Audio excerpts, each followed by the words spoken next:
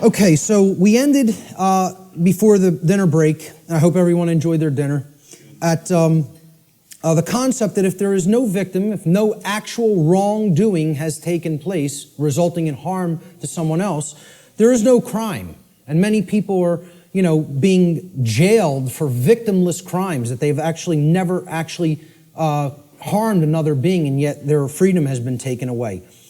Another aspect about this concept of the difference between right and wrong behavior is we have to understand that there is no such thing as the ability to delegate a wrong to someone else. No one can say to someone, you may harm him, unchallenged or unaccosted, okay? That you're allowed to do that morally, okay? No more than anybody can say a group of people may commit a wrongdoing and they have the moral right to commit it, to commit that wrongdoing. There's no such thing as that, okay? So this is what many people who believe in things like government believe in, that we can delegate to a group of people who are calling themselves a government something that is not a right and all come together and agree upon, they now possess this right.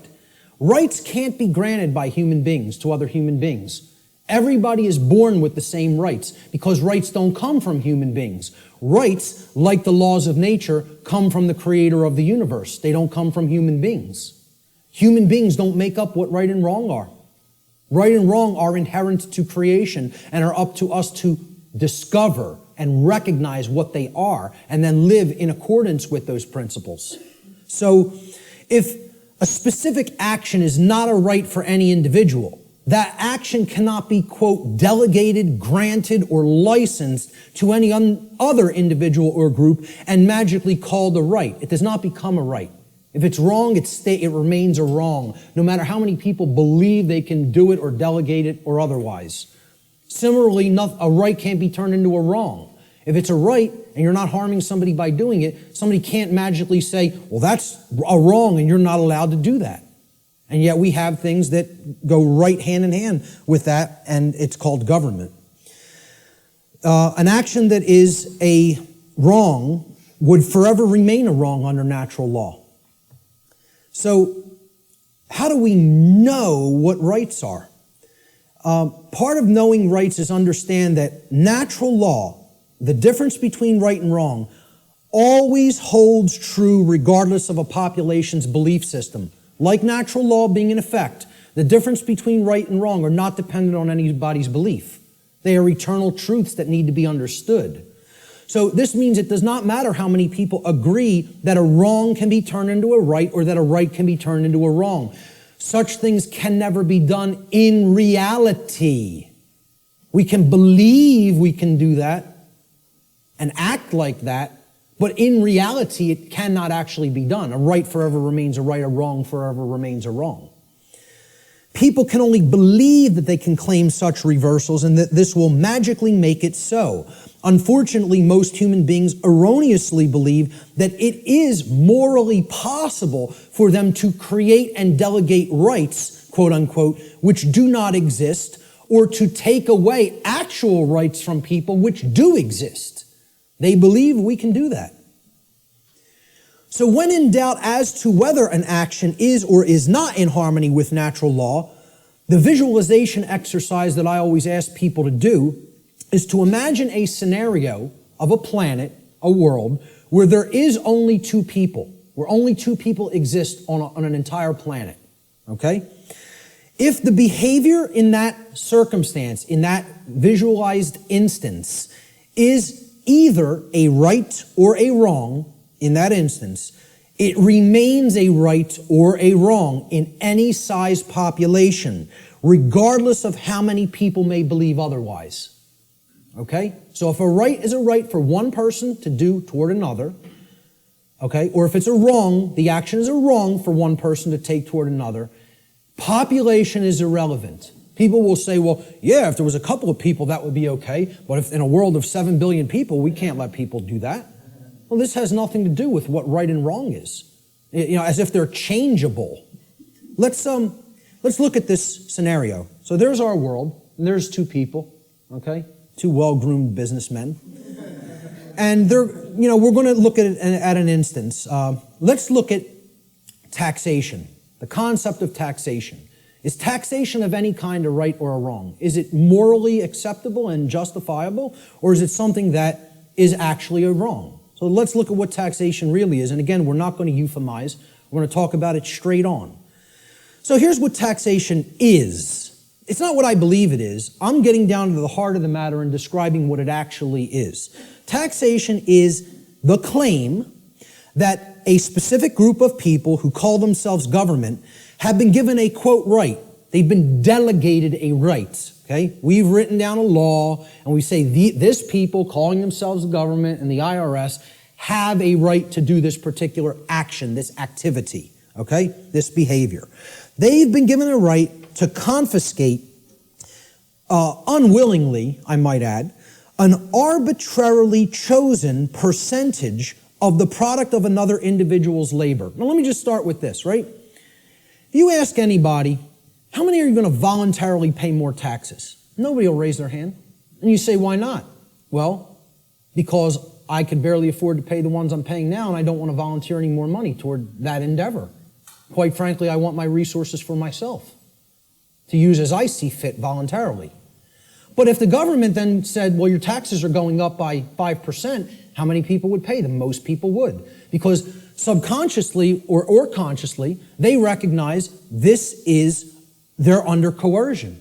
They're actually under duress. They're being told that if they don't give this at the command of the people who are confiscating it, that some form of violence will be conducted upon them, whether through the form of fining them and saying, we're going to take more of your resources, whether by saying, we're going to throw you in a cage and make you stay there for as long as we say you need to stay there, okay? Or by actually conducting actual physical harm upon them. So, again, we're saying that this quote-unquote right is given to individuals who call themselves government, and then they have the right to confiscate this arbitrarily chosen percentage of the product of another individual's labor. Because that's what money is, okay? Or that's what, whatever we make through what we work, that's the product of our labor. We work and then we get compensated for it. So that's an exchange for labor that we have done. That's our property, because we gave labor in return for that. So this is done whether or not the other agrees to share that product voluntarily. It's not a voluntary process. Coercion is involved. Taxation is enforced by the threat of violence, which is behavior that will result in bodily harm, or imprisonment, which is the taking away of physical freedom of movement, if those from whom the product is being seized attempt to resist this confiscation. This practice is always, quote, justified, and the word justify actually breaks down etymologically. The word justify means to create a right. That's what justify actually means. Jus in Latin means right or law. And then facere means to create or to make. So to justify means to create right, to make a right up and conjure it into existence. So it's always justified or made into a right, quote unquote, by those who claim that such a practice is necessary and required to, quote unquote, uphold the common good. This is the justification offered for the seizure of the product of people's labor involuntarily. Now, if we are honest with ourselves, if we define the concept of slavery, and I think this is a good definition for slavery, would it be fair to say slavery is the involuntary confiscation of 100% of the product of the labor of another human being? That be a fair definition? You're saying you're working, I'm going to take whatever you generate as a result of that work that you're doing. It doesn't belong to you. The product of your labor doesn't belong to you. All of it belongs to me. So you work for me. I take everything that you have been able to amass or create through the labor that you have done. I think everybody here would agree that's slavery. That's as good as a definition of slavery as you're probably going to get. I mean, we can come up with some other definitions that involve coercion and physically shackling and keeping people. But if we really are honest with ourselves, what is the purpose of slavery to begin with is to make others work for free and then take all of the product of the labor. That's what slavery was conducted for. Okay? So, if we're defining slavery as the involuntary confiscation of 100% of the product of the labor of another human being, we should be able to clearly see that there is no magical percentage to which we could lower this number that would no longer make it slavery. So I ask people, if the person who's saying I'm going to confiscate 100% of your labor and keep it for myself would say, well, I'm going to take 75%. I'll take 3/4. You can keep 1/4 of what you've created. Would that no longer constitute slavery? And I don't care what you say I'm going to use the 75% for. Okay? If you're telling somebody you have no choice, 75% of your labor belongs to me, would that no longer be slavery just because they allow them to keep 25? Okay, let's lower it to 50. Is it still slavery? Okay. Well, what percentage could it possibly be lowered to for it not to be slavery anymore? Only 0. There is no percentage that it could be lowered to for it not to constitute slavery. And again, if we're being honest with ourselves, many people want to justify this in many ways by saying, oh, it's used for services which someone doesn't have a right to refuse. You know, I tell people, hey, if I said to you, I'm a computer technician. You own a computer? Okay, I'm now your computer technician. You're not allowed to refuse my services. Just think about that for a moment. You may not refuse that I am now providing the service for your computer to keep it in good shape. Okay? First of all, what have I just taken from that gentleman? Right to choose. Free will. Right there, that's slavery. I don't even have to keep going and say, hey, if you refuse, or if you, whether you want or don't want my computer services, I'm now your technician, and I need $200 every year. I'll come over a couple of times. I don't care whether you're happy with my service or not, okay? And if you don't pay me, I'm coming and taking the computer. Now, is that really your property if you're living under that kind of duress? Or am I just a violent criminal who's saying I'm going to steal your stuff if you don't give me what I say? I'm holding you under extortion. That's duress. That's called duress. It means I am threatening violence unto the person unless they conform to my will. And that's what we're all held under. We're held under duress. All forms of taxation are duress. It is a master class telling people you have no right to refuse the arbitrarily set confiscation of your labor that I deem is going to be necessary for what I say it's necessary for. So how could you possibly claim that your home belongs to you if you're paying something called a property tax? That somebody is saying, for the services we provide in this community, you must pay us this percentage, and if you don't pay it, your house is going to be turned over to the government. And you know what that's called? There's a term for that, okay? When a society doesn't actually have true private property ownership rights, and a higher class of masters actually owns the land and owns the property and only allows the peasant class to live upon the property for as long as they pay tribute to the master class, who can tell me what system of government that is? That's called feudalism. And that's the United States government and just about every government on the earth. You live in feudalism. There's no such thing as democracy. There's certainly not a constitutional republic, that's for sure. Okay? The de facto state of government, which means indeed, in action, is feudalism. And feudalism is just another euphemism. It's a euphemism for slavery. Okay? Because slaves aren't allowed to own property. Slaves aren't allowed to keep the product of their labor. You know? That's all it really is. If we're being honest with ourselves. Once again, there's my catchphrase for this section. Okay? We want to euphemize it, justify it, call it something else. Right? I said this to that New Age woman at the UFO conference. And she said, again, I prefer not to see it that way. Well, you're not being honest with yourself. You're lying. It's called lying to yourself. That's what cognitive dissonance is. It's called lying to yourself. Okay? So, If we're being honest with ourselves, taxation's merely a euphemism for theft, violence, and slavery, the practices upon which it is actually based. And since no individual anywhere on earth has the right to claim ownership of the product of another's labor, such behavior can never be, quote, delegated to a group of people and called a right. Therefore, it follows logically that all forms of taxation, I don't care what they are, excise tax, property tax, gift tax, inheritance tax, income tax, I don't care what form it is, taxes on corporations even, okay? All forms of taxation are always wrong according to natural law because they are all based in the destruction of free will, they are based on coercion, and they are ultimately based upon violence, all of which are wrongdoings, all of which are forms of theft, and all of which not one individual has the right to perform upon another. And this is what people want to justify and believe can be magically turned into a right, just because they want to euphemize it and call it taxation. Let's look at another example. Prohibition, one of my favorite, it's one of my pet peeves, okay? I'm big into health, into eating right, okay? I'm huge into juicing. It's one of my favorite things to do.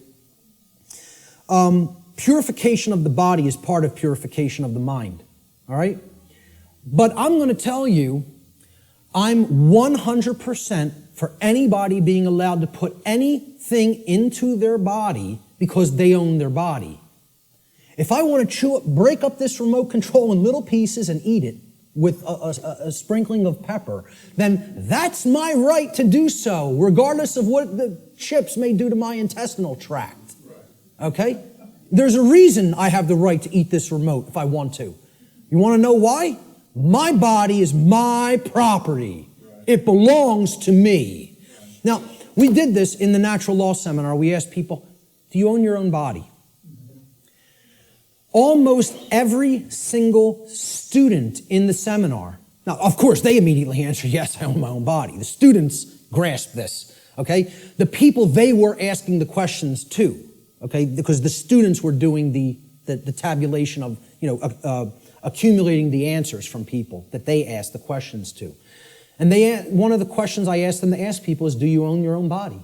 Almost every student in my first natural law seminar, when they asked people if they own their own body, they came back to the next class and almost every student said, almost everybody they asked that question to paused for a long time and thought about it. Had to sit and think about this question. Could not immediately spit out, absolutely, my body is my property. And because I think people want to overthink things and say, well, am I going to own my body forever? I'm going to die one day. Does that mean I don't own it now? What's the over-intellectualization and mystification of this concept?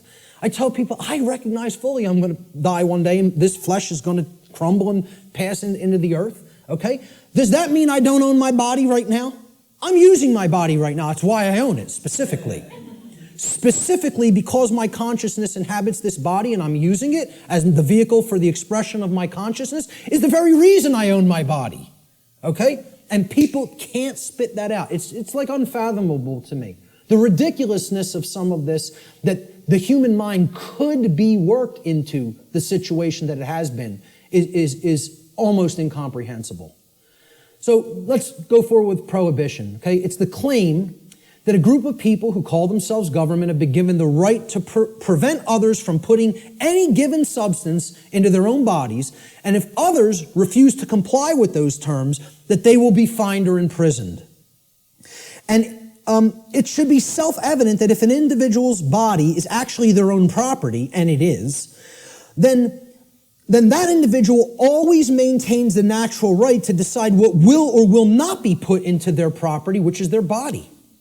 Why can you put what you want into your car or your home? Because you own it. It's your property, okay?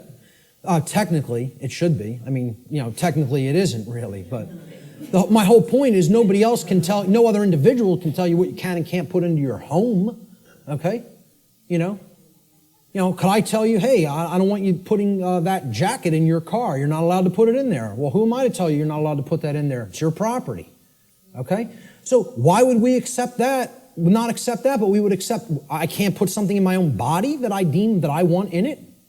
Okay? Because people can't separate the act of imbibing the substance or putting the substance into the body, okay, from the action that people may subsequently take. And they're two different things. So somebody might go out and want to get smashed tonight and do a bunch of drinking, but if you then go out on the street and start clubbing somebody with the nearest available blunt object, you don't have a right to do that. You had a right to go drinking, okay, any more than you would have a right to go snort some cocaine or bang some heroin into your arm, okay? I don't think those two things are particularly good ideas, but I support your right to do it.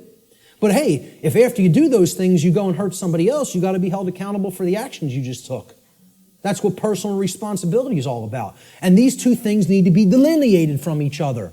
We have to clearly be able to separate the act of the right to put something into my body and me still being personally responsible for what I do with my body.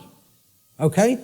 So, understanding that this is a claim made to tell people that I'm going to make the decision about what you put into your body, we can easily see this claim of this right to command what will or will not be put into the body of another person. What it actually amounts to is a claim of ownership upon the body of another person.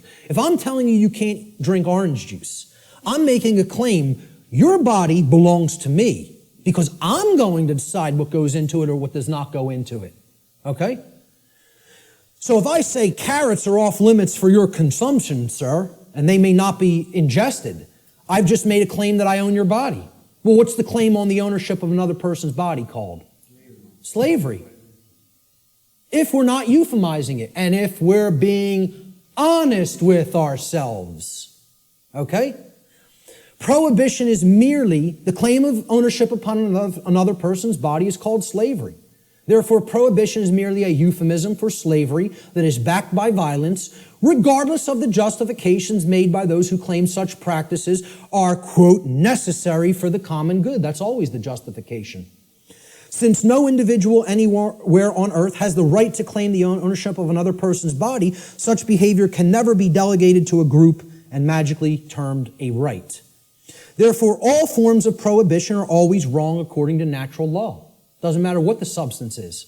Doesn't matter what it is. How destructive it may be to the body or brain. Look, if I want to go under my sink, take some cleaning supplies and make a nice cocktail with some lye and some roach poison and some rat poison, stir it up in a water solution and go glug, glug, glug, glug, glug. That's my right. Want to know why? Because I own my body. I own my consciousness and my body, period, the end. So if I want to do that, that's my right to do so. Okay? Nobody has a right to tell me what I can and cannot put into my body. Yet we accept this because of these justifications that, it's for the common good. Forget what rights are. It's for the common good. We need to accept slavery for the common good. Yeah, it works out like that. So how about licenses and permits? These are claims that a group of people who call themselves government. And again, we're going back and visualizing. Imagine one person trying to make this claim to another person. Nobody would find it legitimate. Nobody would find that one person may make that claim to another person. Yet we think these other people called government have rights that individuals don't have. That's what we think. That's called mind control. Mind control is getting people to accept some people have rights that other people don't have. That's what it is. So go back to that visualization exercise.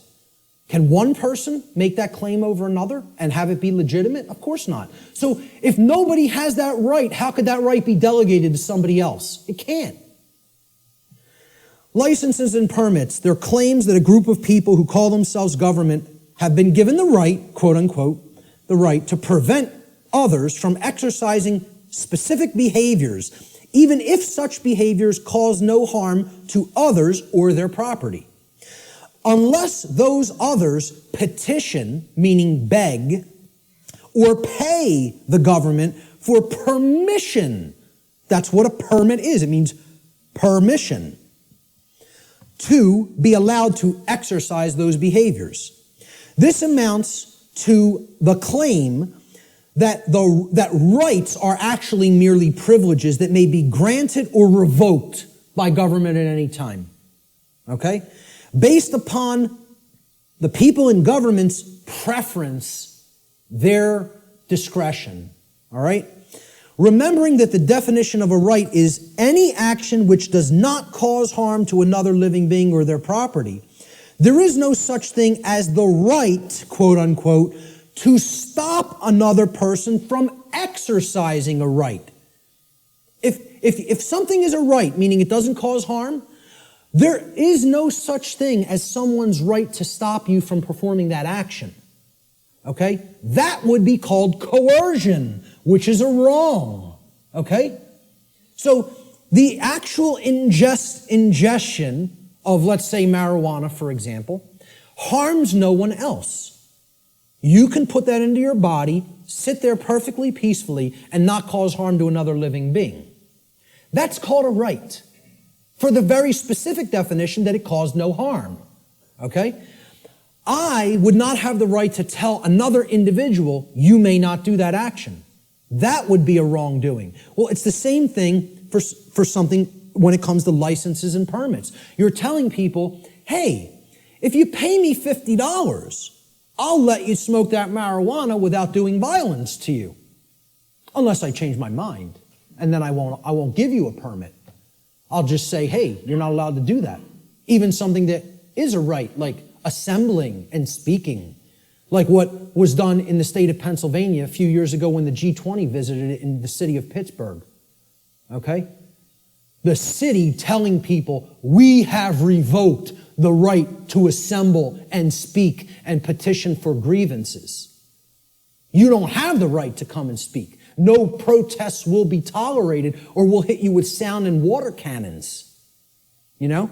And people just laid down and accepted it. The whole city of Pittsburgh. You know? Because, oh, we're going to go and ask them for a permit. And they just said no. Nope.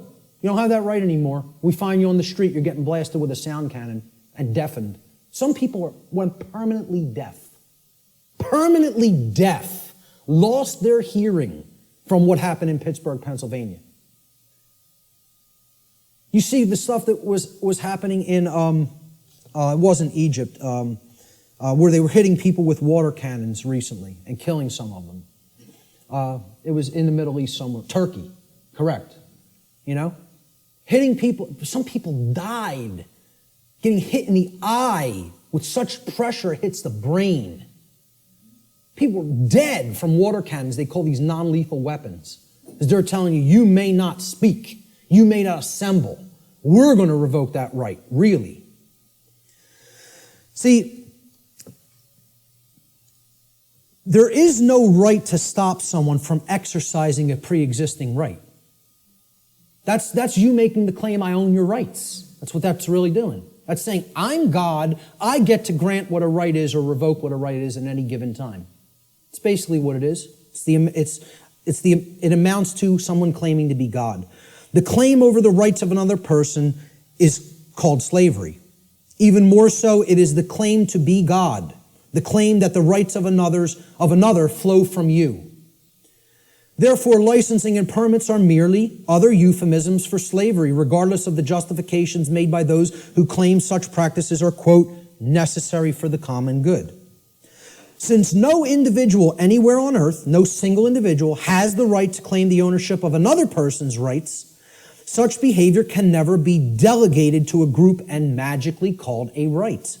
Therefore, all forms of licensing and permits, according to natural law, are always wrongdoings because they are always based in coercion and the theft of someone else's rights.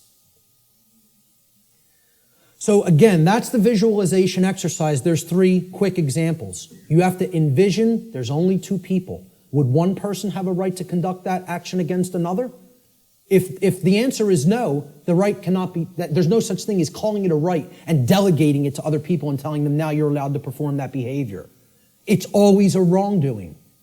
But people, because of this idea, this mind control called government, want to believe that that right exists, that we can delegate something that is a wrongdoing. Force versus violence. We need to understand that these concepts are complete opposites of each other. They are not the same. The terms should never be used interchangeably with each other because not only are they not even remotely similar, they're direct, diametrically opposed opposites. Let's look at the difference. They're often spoken about as if they're the same, and they're used interchangeably, when in fact they are actually diametrically opposed to each other. Force, the definition of force, is the capacity to do work or cause physical change in the physical world. Okay? For any change to be created in the physical world in any capacity, force must be used and applied. There's nothing you can do that doesn't require force if you're going to make a change happen in the physical. Okay? So, to set up this equipment, force was required. We had to lift it, we had to set it up, we had to plug in the cables.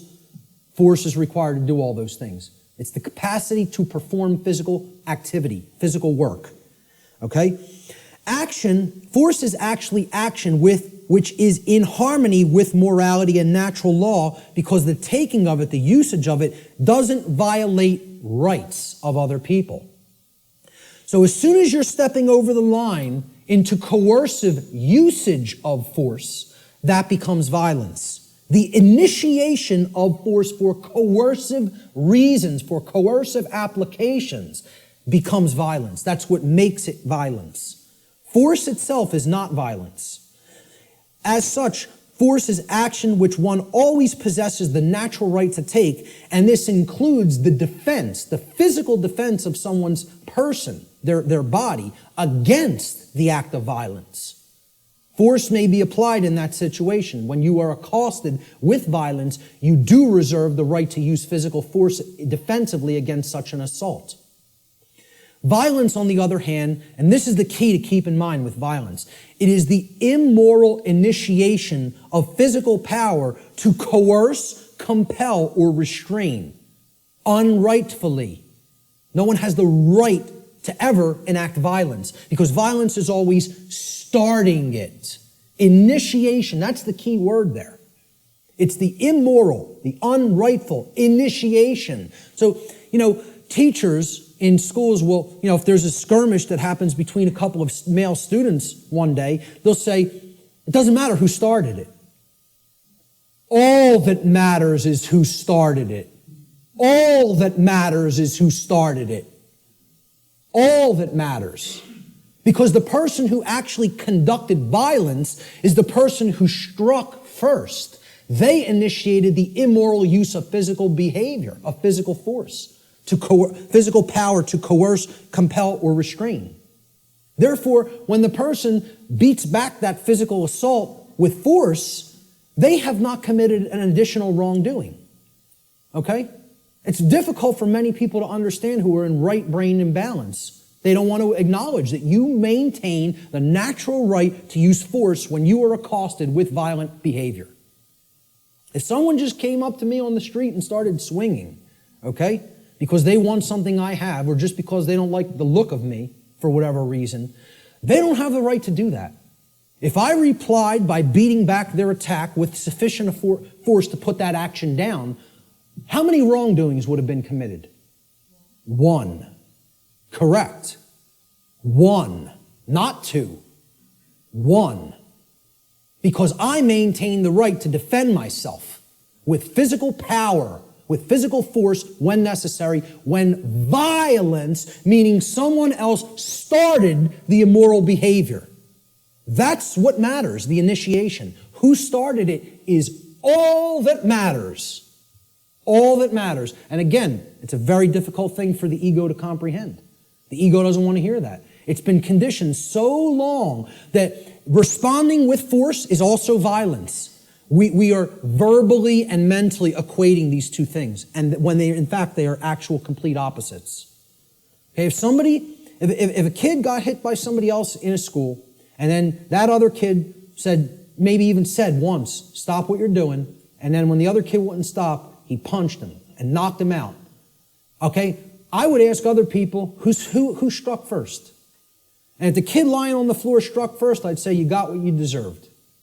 That's it. Because that person had a right to defend themselves. You had no right to strike him. You initiated the violence. He responded with defensive force. Many people don't want to hear that because they're very conditioned. And I'm not saying you have to do that. You also reserve the right not to do that. But the right does exist. Both rights exist. You would have the right to not respond with physical force, but you would have the right to respond with physical force. See, that's a free will decision that the person has the right to choose between those actions. I don't even look at either one of them as the high road. You know? Personally, I think if somebody keeps beating somebody and keeps conducting violence to them, and the other person keeps accepting it and never rebels against it and never uses any force to put it down, I almost look at that as the low road. I'm not a pacifist. Not a pacifist. Okay? I am 100% about non-violence, meaning don't initiate harm to other people. Don't start it. Don't start none, won't be none. In street lingo. That's how it really is. Okay? But if somebody else starts it, they're asking to be put down with the amount of physical force that is required to put down the act of aggression. Violence is coercive action. See, that's the key. It's always coercion. Saying, you're going to do what I want you to do, or then I'm going to strike. Then I'm going to commit the act of violence. It's coercive. It's action which is always in opposition to morality and natural law for the very reason that it involves the violation of others' rights. That's why it's called violence. It's a violation. The act of violation it resulted in violence. Your rights have been violated. That's why it's called violence. It's the same root word. Violence is action which one never possesses the right to take, ever. There is no such thing as the right to commit violence. Doesn't exist. Because violence is the immoral initiation of physical power to compel, coerce, restrain, which no one has the right to do. No, you don't have the right, no one does have the right to initiate that type of action. Force, on the other hand, there is a time and a place to exert that force in a defensive capacity. All right, so we'll talk about that here. This piece of trash comes up to somebody on the street and says, give me everything that's valuable. I want your shoes. Oh, they're leather? Take them off. Take the wallet out, all the jewelry. Give me your purse. Give me your wallet. Okay? It's called a thug. Nobody would believe he has the authority or the right to do that, and we would have the moral obligation to obey this criminal. You know, if the criminal started calling himself government, we might start believing it. Right? But let's say somebody on the street saw what was being done, took out their own 9mm and blew this guy away. How many acts of violence were committed? One. They would look at it like that. But what I understand. But again, that's somebody saying, I prefer not to see it that way. Well, again, perception and reality do not really align in many cases. They're not the same. That person is incorrectly perceiving what is. They're not seeing the truth. And many people don't want to hear that that's the truth because they're very conditioned and they are very well-behaved slaves. You know, as harsh as that is to say.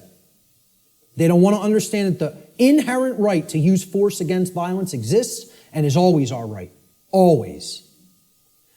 Now, I'm not telling you go out and immediately do that either because the perception is so screwed up in the body of humanity that the majority of people don't believe that would be a right.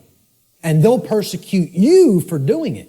You see, the self-defense principle is continuously being eroded.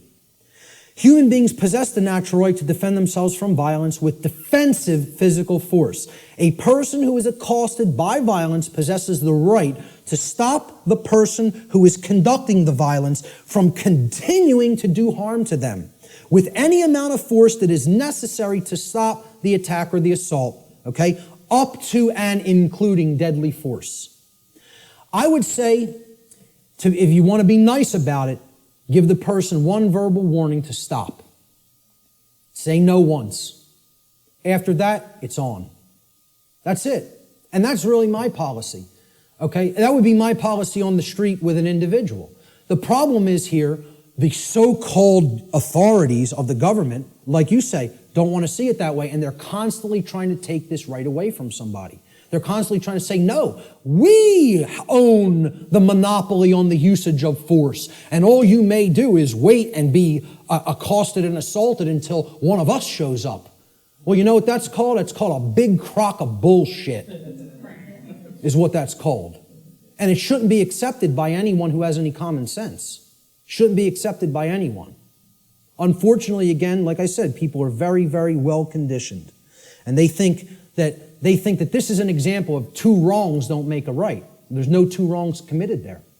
There's one wrong committed, and then there's a right that is being exercised. Big difference between exercising a right that involves the defensive use of force and committing a wrongdoing which involves the initiation of violence. And people got to get clear on this. They have to get clear on it. So the question becomes, does violence magically become a right when it's conducted by government? When they shut down people's free speech rights and assembly rights? Or when they conduct direct theft from people through what's this euphemized form of slavery called taxation? And like I said, I'm not asking you to accept or believe taxation is slavery. I'm telling you, if you don't understand that, you're wrong. I don't care what you think. I'm telling you it is that way in truth and in reality. Taxation's slavery. Shutting down of people's rights is slavery. Telling people what they may or may not put in their body is slavery. It's not my perception. That's what is. Okay? And that's what we're accepting as a people. We're accepting that. These people have no more right to do it than any other individual would. And this concept brings us to the way I try to define and explain to people what real spiritual enlightenment is. Because what the New Age community is telling you that an enlightened being looks like is equally as a big crock of bull of what people who don't understand self-defense, the self-defense principle, believe. Okay? Enlightenment is not what this New Age nonsense community is trying to tell people that it is. All right? It's not about not taking action and sitting under a tree and meditating until you're magically enlightened. Okay? Enlightenment means knowing what's going on around you. Enlightenment means knowing what's going on within you. Enlightenment means truly knowing the true objective difference between right and wrong and living that in your life on a daily basis. Enlightenment means not aggressing upon your fellow human beings, but not agreeing voluntarily to be aggressed upon by them either. Okay? There's two pillars, two dynamics that go hand in hand with real enlightenment. I call this the two pillars of enlightenment. Okay? So here they are. The first pillar is the sacred feminine principle. This has been called the non-aggression principle. All right? It is the simple law of don't engage in violence. Or, quite simply put, don't steal. Don't steal. We talked about that. That's what all spiritual law can be boiled down to. Don't steal from other people. Don't take what isn't yours. Don't take life that isn't yours. Don't take property that isn't yours. Don't take rights that aren't yours. They're the property of others. Respect their ownership. Okay? Most people can grasp this pretty readily. Okay? And even in the New Age movement, they grasp this. In other words, don't immorally initiate non-rightful use of physical power to coerce, constrain, or compel the rightful physical behavior or free will choice of another sentient being. Respect other people's free will, their rights, their property, their life, period. Real simple. It's the golden rule. Don't do things to other people that you don't want done to you. I always state it in the apophatic, in the negative. It's much more powerful that way.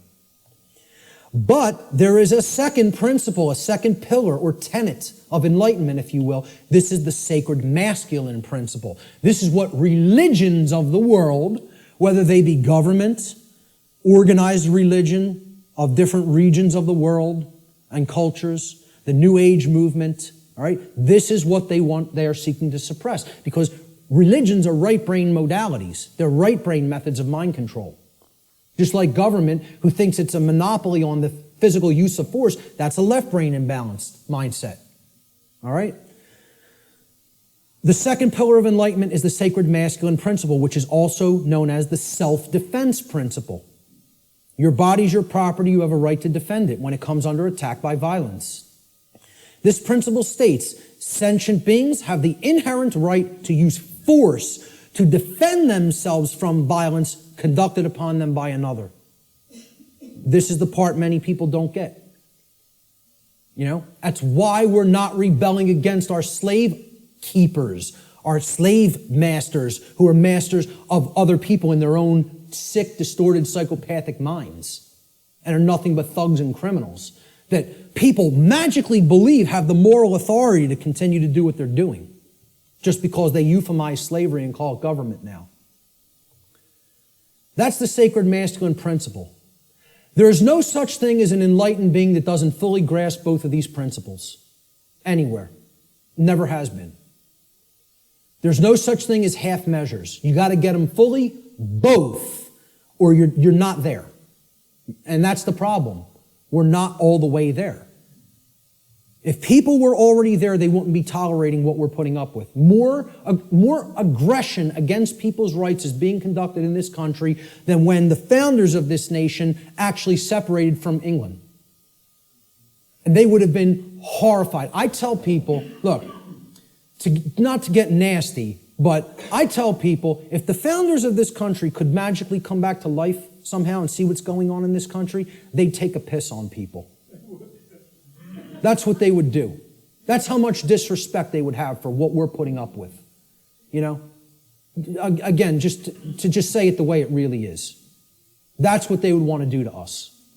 Because they would tell us, we warn you about all this. We warn you about it all. And you know what you did? You ignored it. Ignored it. So what did all those people who died in that revolution die for?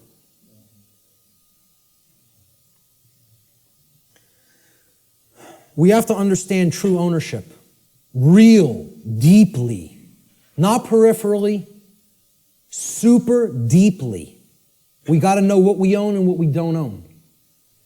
We have to understand, why is this our current condition? That's the question we asked at the beginning. And here's the reason. The reason our species continues to experience a systematic and growing loss of freedom is because we collectively do not deeply understand ownership and we continue to commit and condone theft. This is a prison for thieves. That's what Earth is. It's a prison for people that don't want to respect ownership. They want to take things that aren't theirs. And that's what we're here to learn.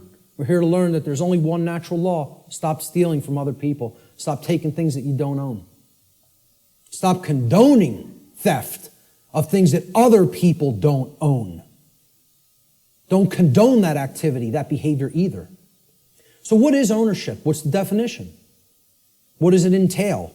To own a thing means that regarding that thing, an individual maintains three basic things regarding it. The first is rightful possession. It means you acquired it without doing harm to somebody else. So you rightfully own it, lawfully own it. Okay? You're in possession of it. You have it in your possession. It is yours. The second thing is you control its usage. Okay?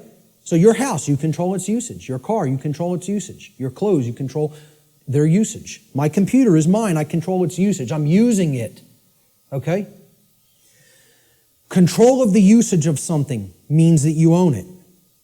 And most of all, maintaining personal responsibility for that possession is the third aspect of ownership. So to own something means I'm in lawful, rightful possession of it. I control the usage of that thing, and I maintain personal responsibility for it. All right? And this is what we have to understand. Natural law can be essentially reduced to one single spiritual law. I gave you the working definition, the soundbite definition before.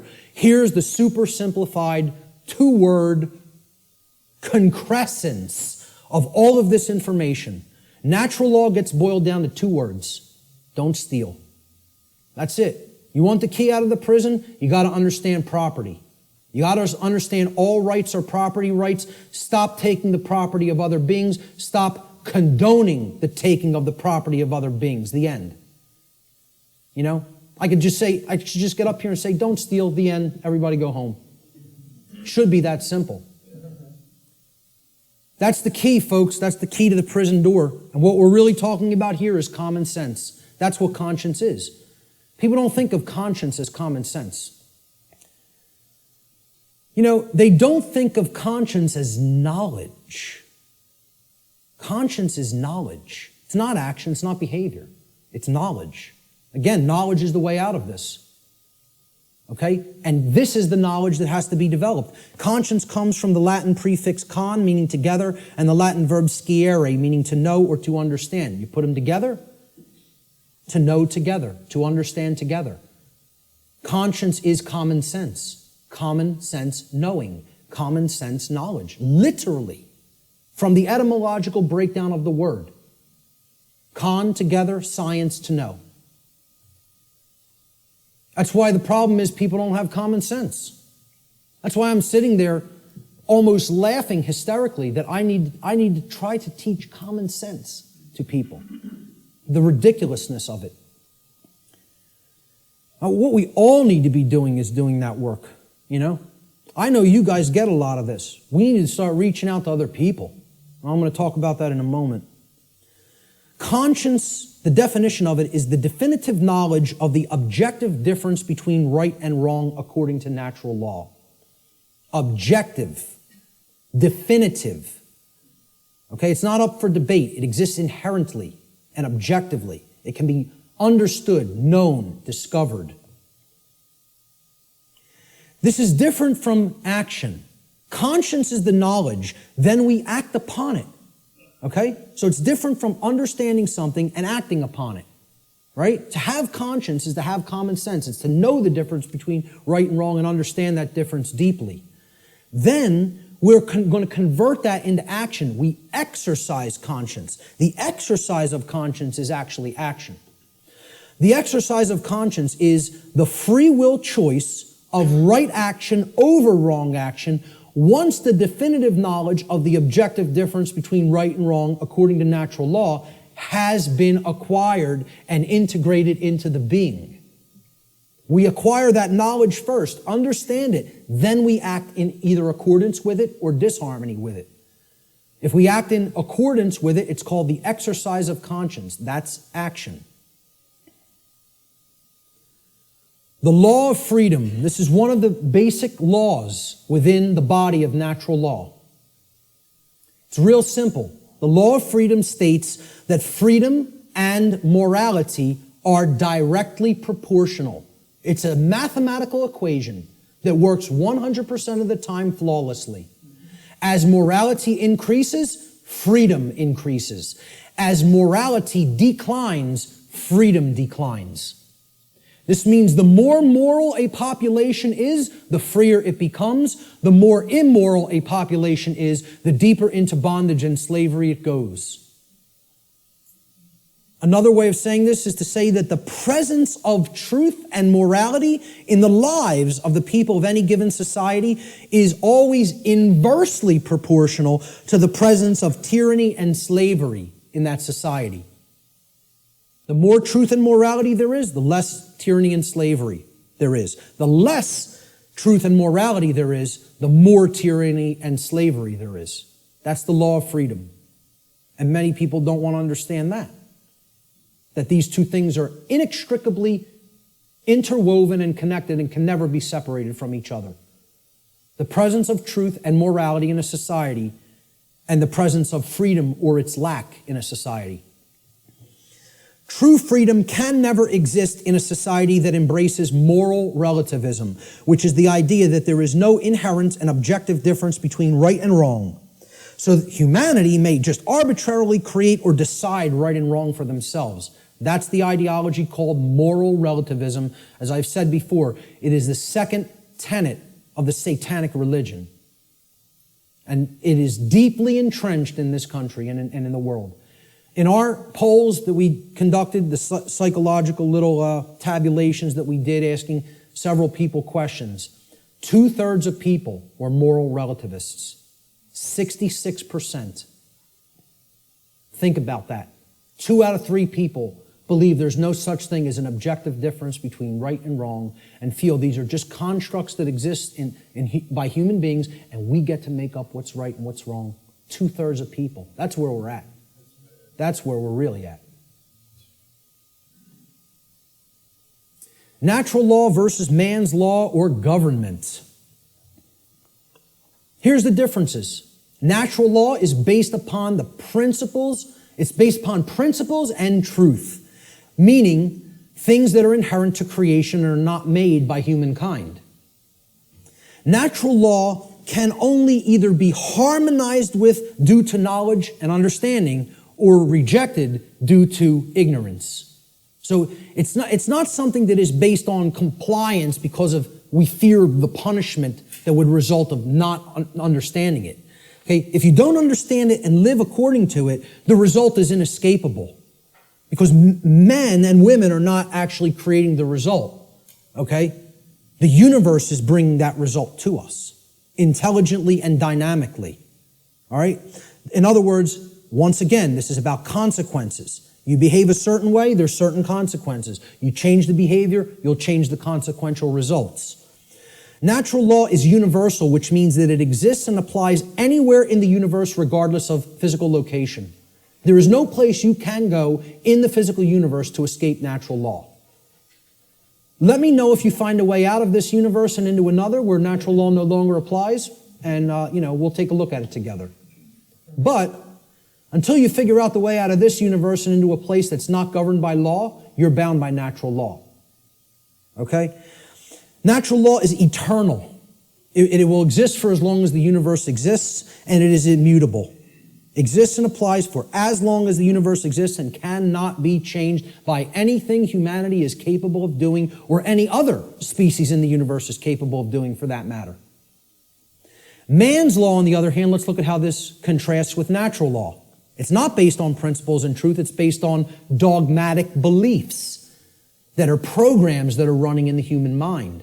These are constructs of the mind that operate like programs. Man's law is complied with due to the fear of the punishment that will be conducted upon people who attempt to not comply with it. It's most of the only reason people ever comply with the law of man. And that's a very low state of consciousness, fear. That really is only going to get you all the negative things that we say we don't want if we're in that vibration. Man's law differs with location based upon the whim of legislators, like prohibition. Well, I'm allowed to smoke marijuana in one state, and then I could be jailed for it in another. My freedom can be taken if I cross this imaginary line. Okay, I'm a gun owner, okay? If I take certain weapons that I own across an imaginary line, I could be jailed for years. But over this side of the imaginary line, it's okay. And you're just exercising a right. Over here, it's morally wrong. We'll cage you for it. Over here, yeah, you're allowed to do that. You can have that high-capacity magazine. But over here, you're going into a cage for it, just by crossing an imaginary barrier called a state border. And people think that makes sense. They think the moral relativism of man's law makes sense. They actually believe something can be moral in one place and immoral in another place. You know? That's cognitive dissonance. That's holding two contradictory notions in the mind simultaneously and accepting them both when they're clear contradictions with each other. It's called lying to yourself. Let's be honest about what it really is. It's called lying to yourself. Man's law changes with time based upon the whim of legislators, which is also moral relativism. Prohibition in the 1920s. Oh, it was legal to possess and consume alcohol. Then for years it became illegal to do so. Then it switched back to becoming magically moral again. We won't cage you for doing it. Well, it changes over time based on our preferences and likes and dislikes. Yeah, we get to make up what law is, what right and wrong are. It's called moral relativism. All right? And it's one of the tenets of Satanism. So what does this mean for the law of man, actually? You know, that people seem to have so much respect for. You know, we're a nation of laws written by men. You know, we don't give a damn about moral law. We don't really give a damn about what's right and wrong. You know, but we have so much respect for the law of man, which people actually believe is somehow based in morality, when it's nothing of the kind could be further from couldn't get any further from the truth than that. It's based in moral relativism, which is about the whims of the legislator at any given time or place. You know, you listen to certain forms of music in certain countries in the Middle East, you could be jailed for years just by putting a certain song on. Imagine this. Now, and we would think that's unacceptable and deplorable.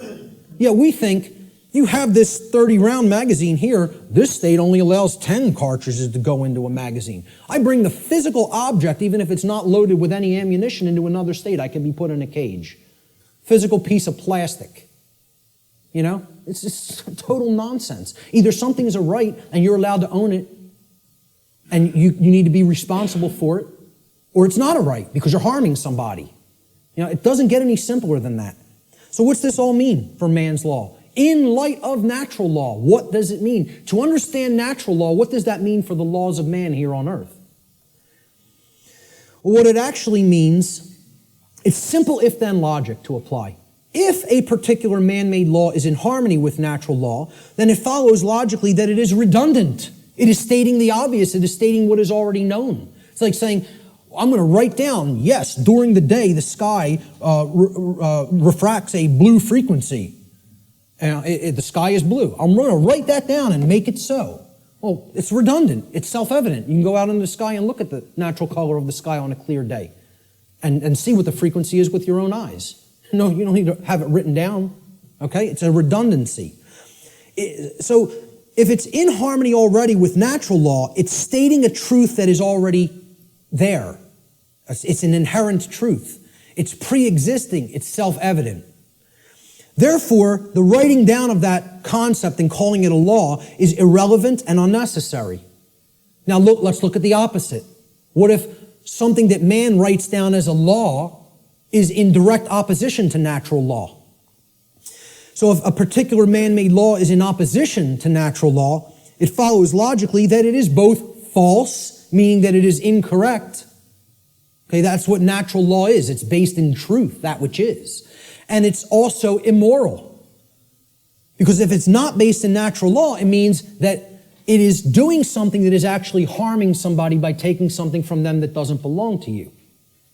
Like taxation, like permits and licensing, like suspending rights that do already exist, etc., so forth. All right? So, therefore, it's wrong, and it cannot be legitimately binding upon anyone. You can't write down a wrong and say, this is morally binding upon you, even though it creates harm, it causes harm, yet you must follow it. You know, and people believe this. We asked in the natural law seminar, how many people believe that if a law is passed and it restricts a right that you feel you have naturally because that action that it's saying you may not do causes no one else any harm? Do you have any moral obligation to obey that law until you could find a way to get it changed? And over 2/3 of people said, yes, you have a moral obligation to obey that law. Because these people have the moral right to issue commands and write down laws that constrain you, even if that behavior actually doesn't harm anybody and therefore is a natural right. You would still have to try to find a way to get that law changed. Nonsense. Nonsense. No one can be legitimately bound to a dictate of man that prevents somebody from exercising a natural right. It's called mind control, is what it's called. So in light of the differences between man's law and natural law, in light of natural law, man's law is both irrelevant and unnecessary, as it is either redundant because it is in harmony with natural law, or it is completely immoral because it is in direct opposition to natural law. This is a system of slavery that is not needed. There is equality under natural law, perfect equality. Everyone has the exact same rights. No one has any more or less rights than anyone else. Also, since rights are not created by humanity, and since they are the birthright of humanity, gifted to us by the creator of the universe, no human being or group of human beings is actually capable, in reality, of granting rights to anyone else, nor is any human being capable of revoking rights from anyone else. Everybody has the same rights. No one can make up a new right. No one can grant a right to somebody that is actually a wrong. Does not exist, never has existed, never will exist. This is an illusory belief system. All right? I'm not telling you people don't believe that can be done. I'm telling you in reality, in truth, it can never be done. Chris Leispooner phrased it pretty well. He said, government is nothing but men acting in concert. The morality and value of government, like any other association of men, will be no greater and no less than the morality and value of the men comprising it. Since government is nothing but men, its inherent, quote, authority to act is in no way greater or different than the, quote, authority to act of any individuals in isolation, like that example of two people on the planet. Government has no magic powers or, quote, authority that is not possessed by private individuals. Let he who asserts that government may do that which the individual may not do assume the onus of proof. That means the burden of proof, and demonstrate his contention. And you know what? There's nobody on this planet that can do that. Because when it comes down to it, if you're telling somebody else they may either commit a wrong against somebody else or prevent someone else from exercising a right, that's a lie. And that does not exist. Not in reality. It exists in a diseased mind is where it exists. Only in a sick mind is where that belief exists. You have to be imbalanced in the mind, in the psyche, to believe that that's true. It's a mental illness. I mean, that's what it really is. The word government, you break it down. People say this word every day almost, and yet they've never looked at the etymological roots of the word. It comes from the Latin verb gubernare. Once again, no V in classical Latin. No V, okay? So again, V's were rendered as either B's or P's in classical Latin language. So you could write this in what would be more modern Latin as guvernare with a V. But in classical Latin or ancient Latin, there is no V, so it would have been rendered with a B, gubernare. Now, what's the election of a governor called? It's called a gubernatorial election. Gubernatorial. Gubernare is in there, okay? Gubernare means to control. The verb gubernare in Latin means to control. The Latin noun mens, which is where the second part of the word ment is derived from, means mind. Okay? So you put these together, and the word government actually literally, from its etymological roots, means to control the mind, or in other words, mind control. Now, I'm going to put something else up here for a moment. The etymological origin of the English suffix ment, M-E-N-T, is often debated in this etymological breakdown, all right? And I've gotten stuff about this constantly, and I've told people I'm not interested in hearing about it anymore. I know where this comes from. I know why the creators of the English language made it so, made it like this, okay?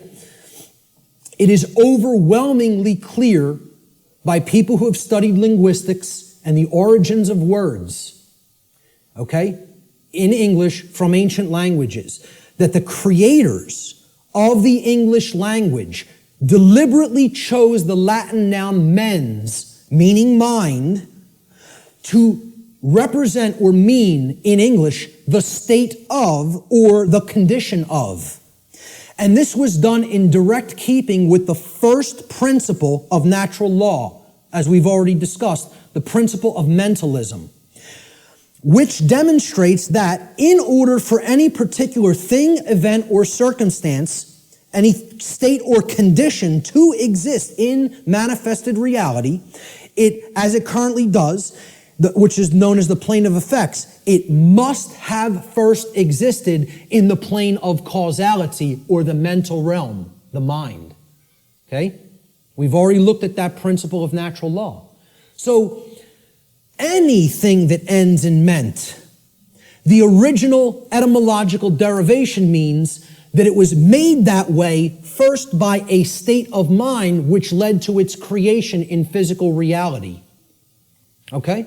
Any word you can think of that ends in M-E-N-T, meaning the state of or the condition of, means it happened in mind first, and therefore it led to the state of or the condition of in physical reality. Okay? So, when I say that government means mind control, It literally does, and that is an accurate etymological breakdown. Okay? The word mens was deliberately chosen for specific reasons. And I just explained the reason of that meaning, the state of or the condition of. And many people want to hotly contest that. I'm telling you outright, they're wrong. They don't understand why that was chosen. Mens, meaning mind, was chosen deliberately to mean the state of or the condition of. Government is based on this illusory and false concept called authority. People think certain people are authorities, that they actually have rights that other people don't have. The right to command, compel, coerce, and tell people, this is right, this is what you're going to do, and if you disagree, I have the power to actually compel, coerce, or constrain you against your will. If you're not harming anybody, even in the taking of that action. Authority is based upon an equal illusion that is called jurisdiction. Now, if we break down this word, it comes from the Latin noun. Jurisdiction comes from Latin, jus juris. Jus juris in Latin means law. Juris is the possessive case. And the Latin verb dictere. So, jus dictere, juris dictere, jurisdiction.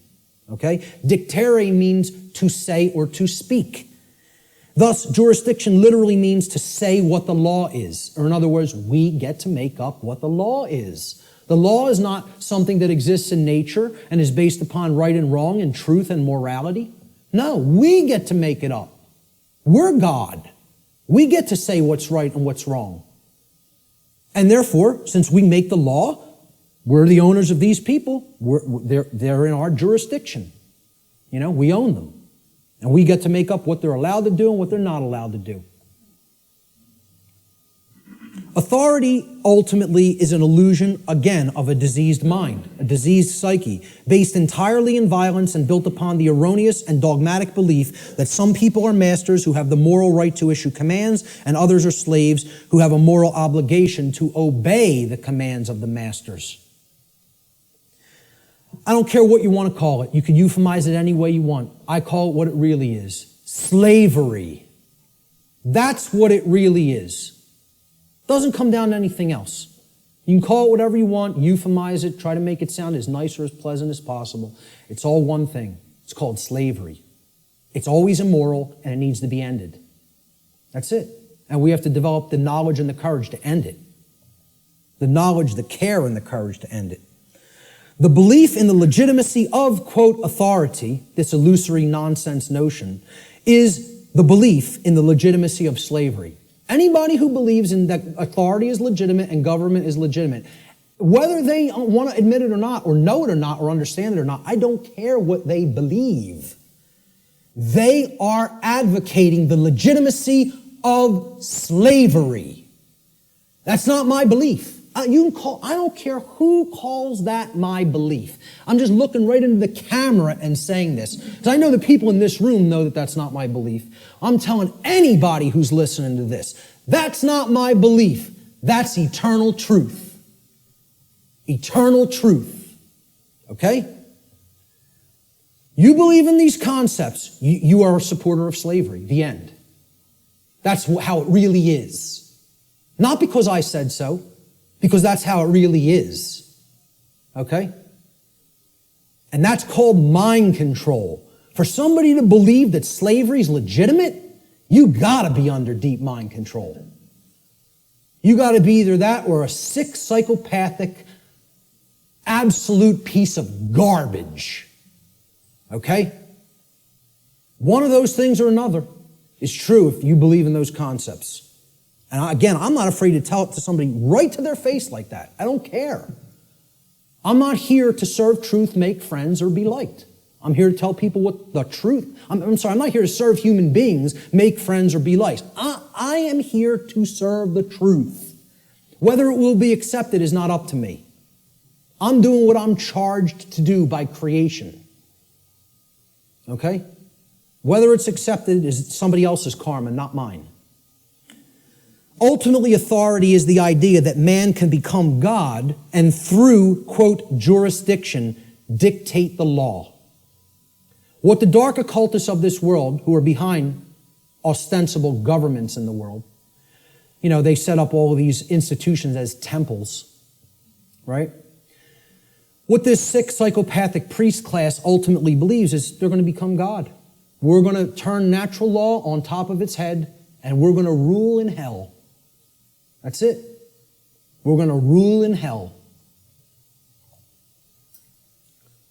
It's a religion. This is a religion. Okay, government's a religion. The concept of authority is a religion. Most people don't see it that way. And I mean religion in the term of false religion. Okay?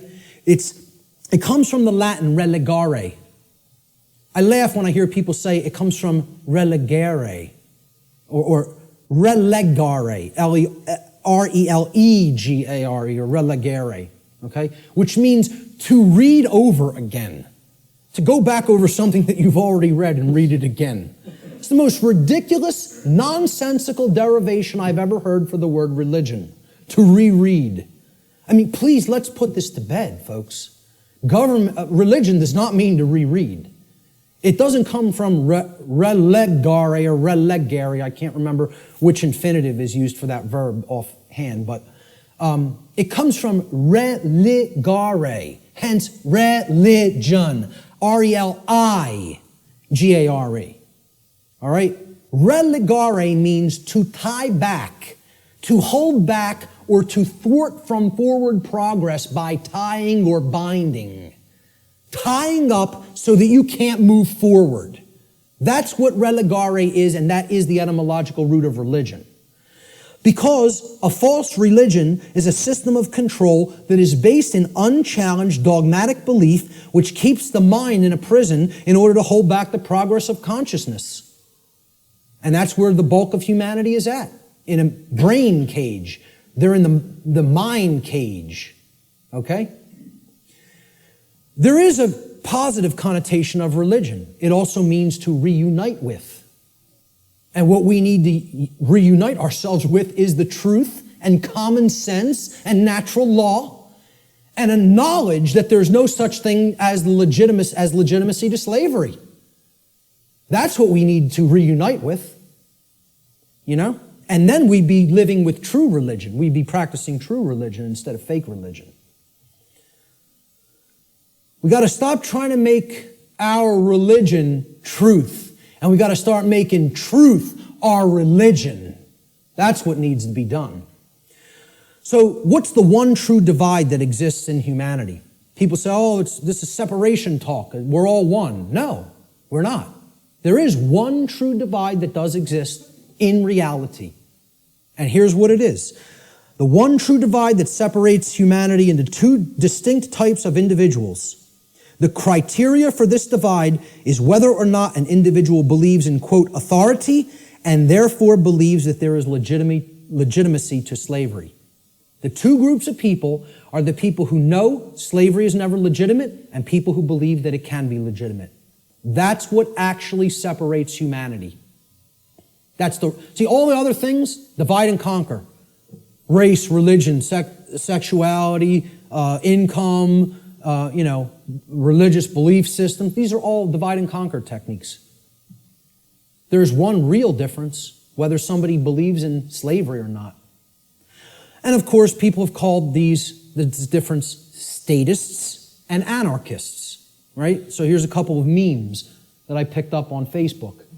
Statism is the brilliant idea that we give a small group of people the right to kidnap, imprison, harass, steal from, and kill people so that we can be protected from people who kidnap, harass, steal from, and kill people. Yeah, that makes a whole lot of sense if you ask me.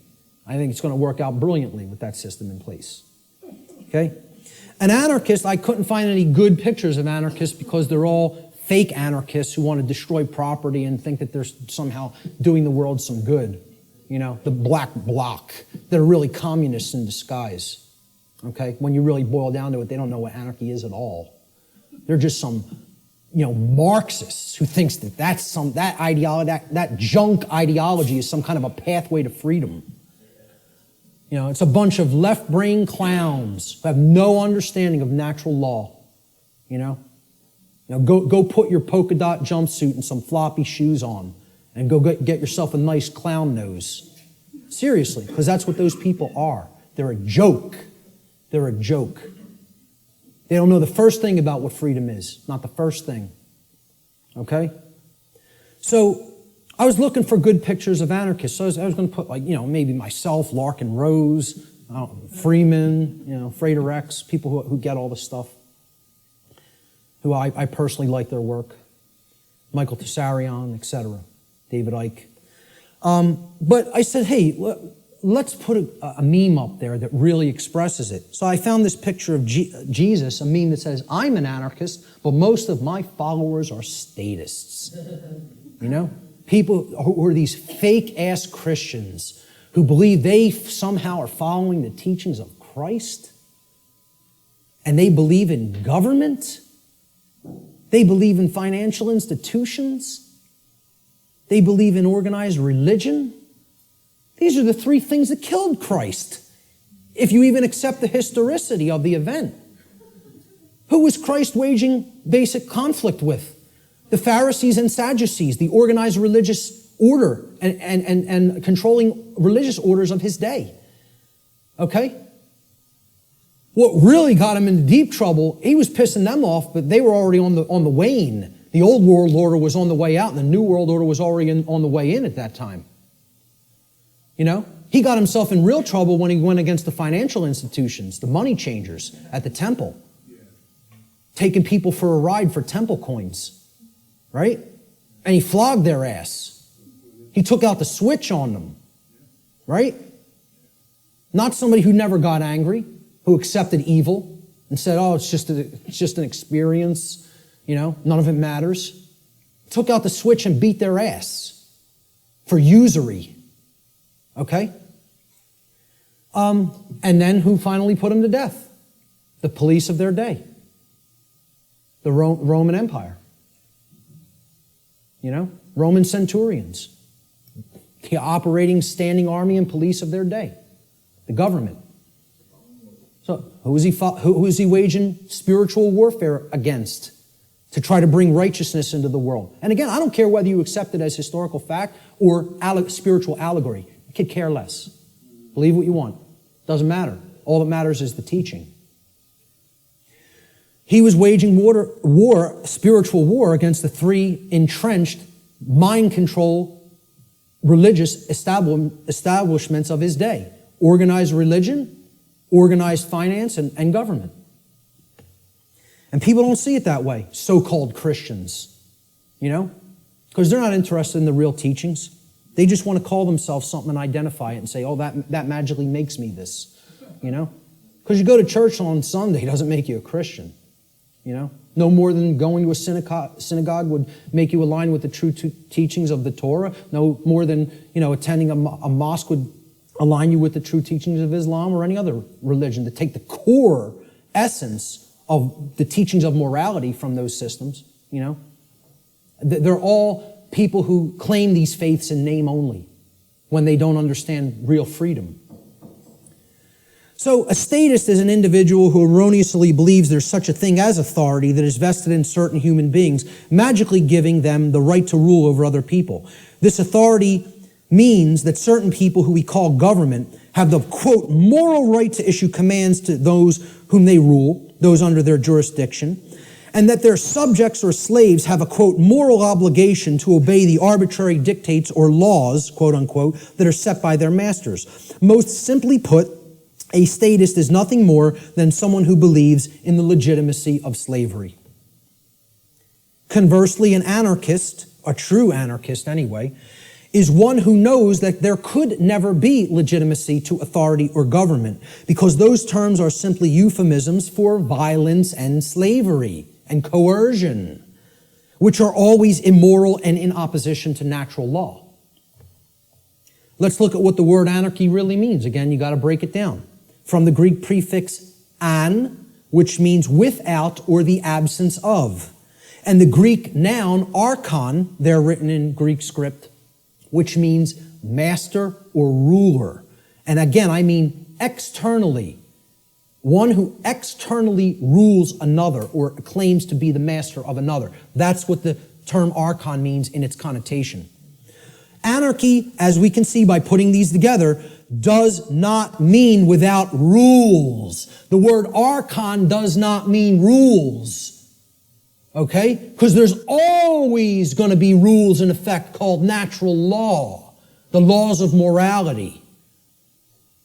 It means rulers, imposed rulers. That's what archon means in Greek. It literally means anarchy now, putting it together. An, absence of, archon, master or ruler. The absence of masters or rulers. Externally imposed masters or rulers. Meaning, when we put it together, okay, it means without rulers, without masters. Now, if you give people that term, no masters, no rulers, no masters, no slaves, what word are they going to associate those phrases with? Freedom. But if you tell people, what does anarchy mean to you? What do you associate it with? What are they going to tell you? Chaos, which is the exact opposite. That's in that other column. Okay? They have deliberately obfuscated the meaning of the word through a mind control technique called endless repetition. If I could keep telling you a word doesn't mean what it means, that's not a projector, that's a hammer. Hey, could you check out my hammer over there and make sure it's projecting the image on the board correctly? You know, the bulb burned out in my hammer. I might need to go buy a new hammer. If I kept doing that endlessly for years and years and years, people would start calling that device a hammer. If I got enough people to keep calling it that. So they've gotten enough people to call freedom chaos. Think about that. They've gotten enough people to believe that the absence of the state of slavery means chaos instead of freedom. It's almost unfathomable. It's almost incomprehensible. The mind job that's been done on this species. It's almost incomprehensible. Anarchy is the state of existence where there are no masters and no slaves. Therefore, what it really means is the absence of slavery, or in other words, true freedom. That's all it means. I prefer to call it anarchony, okay? Keeping the entire word archon instead of taking out the O-N, okay? If we keep that there and call it anarchony, and I say I'm an anarchonist, people will ask, well, what the hell is that? And then you could really break the word down and say the absence of archons, the absence of those who would claim to be masters over a population of slaves. That's what an anarchonist is. It's saying that's illegitimate, that's unnecessary, and that we need to do away with that state of existence. Okay? So we look at these two, this true divide again, the statist and the anarchist. I call the statist the archonist. This is somebody who believes in the legitimacy of the archons, the rulers. Okay? And I'll be talking about in future presentation the concept of the archons more in future presentations. And the anarchist, as it's been called, I think should be called the anarchonist. Because that's somebody who knows that there's no legitimacy to the mastery over other people or the rulership externally over others, keeping them as slaves or subjects. There's no legitimacy to that. And that's the one true divide that separates all consciousness here on the earth. The real divide and the real enlightenment comes. Do you understand there's no legitimacy to slavery, or do you continue to believe that there's legitimacy to slavery? That's the divide in consciousness that has to be bridged. The fear of chaos. This is what keeps this system going. Chaos can't be viewed as something to fear. It's got to be viewed as a teacher, a harsh teacher, but a teacher nonetheless. See, chaos teaches us through the apophatic process what not to do. Okay? That's a bad idea. Okay? You probably shouldn't do that if your desire is not to burn your hand to the point where it's blistering and flesh is starting to peel off of it.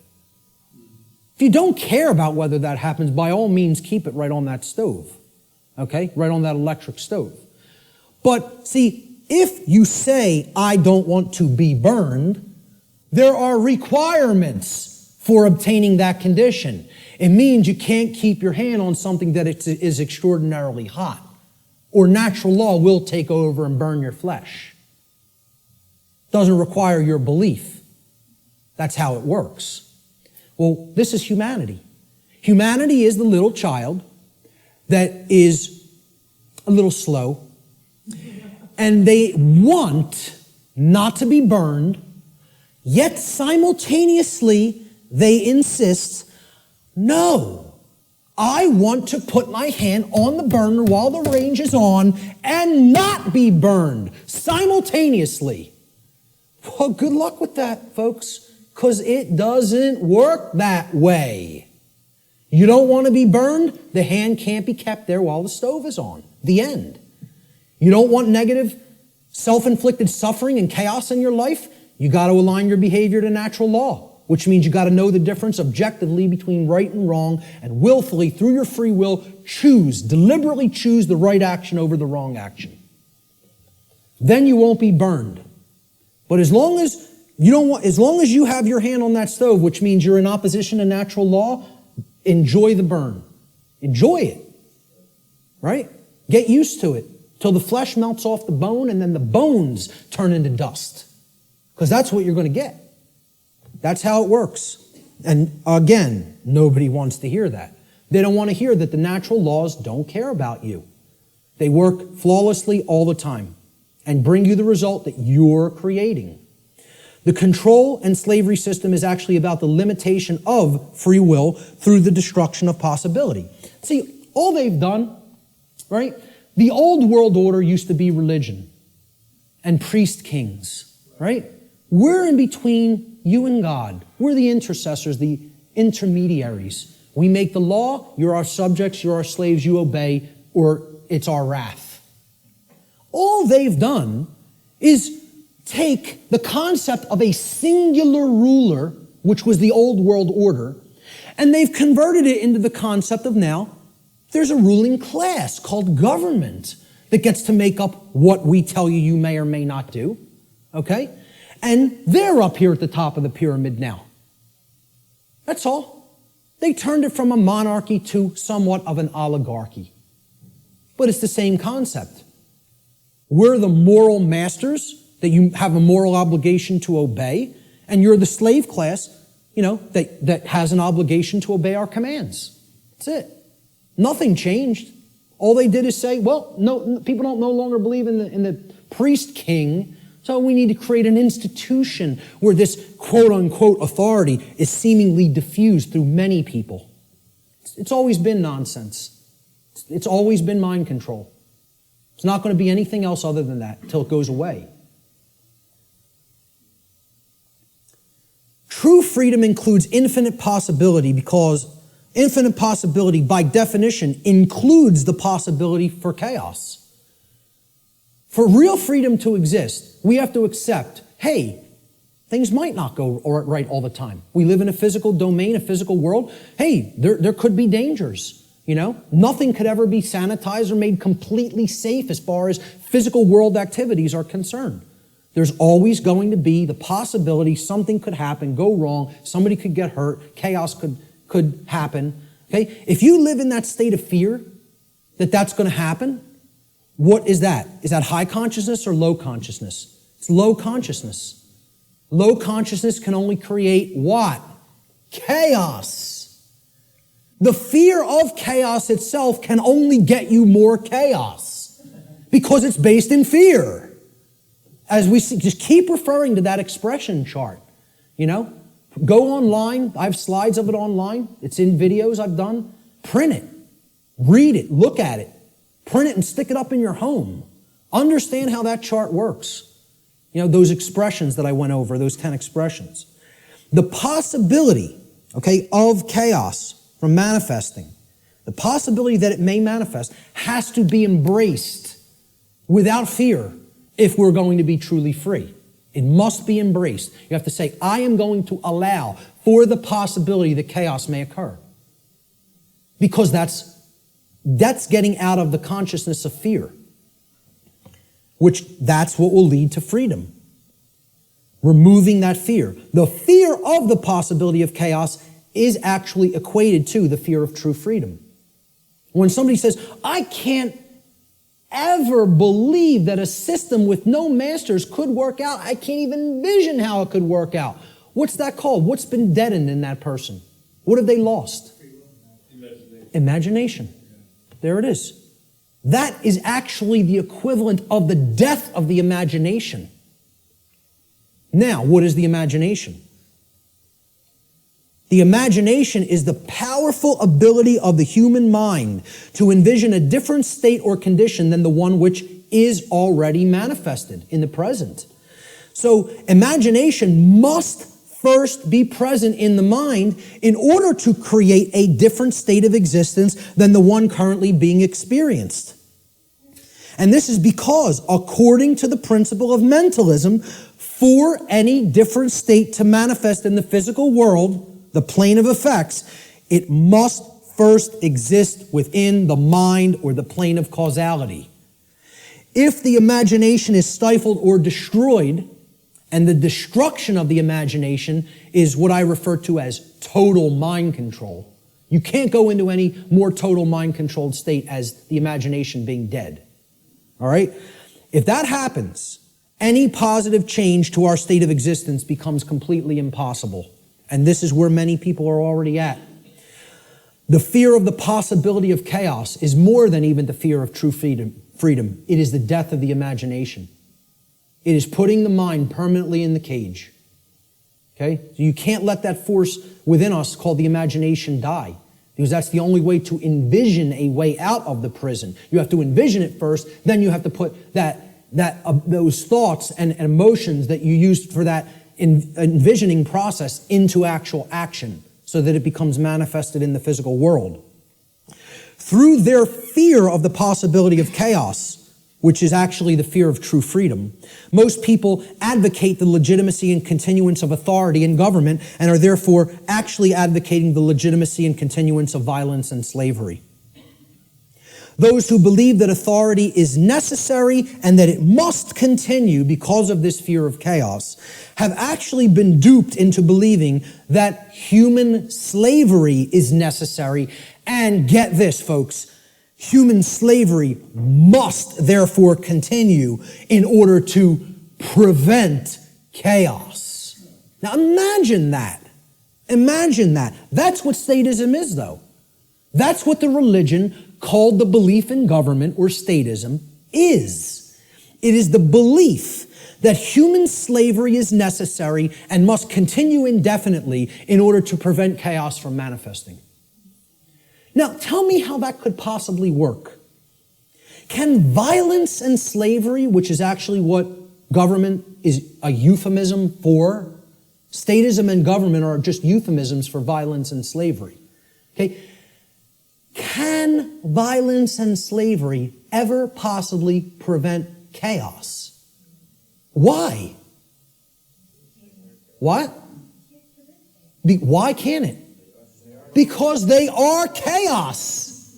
Violence and slavery are chaos. We are already in the state of chaos. Being held under the threat of violence and duress, which is slavery, is the state of chaos. So forget about fearing chaos coming on. You're in it now. Surprise, surprise. Hate to break the news to you all. Okay? We're already in the state of chaos. We need to create real order by getting rid of violence and slavery. Order followers. These are the people who keep this system of slavery in place. Okay? They're the people who keep this system of slavery in place. Let me just say this again. Order followers are the people who keep the existence of slavery in place.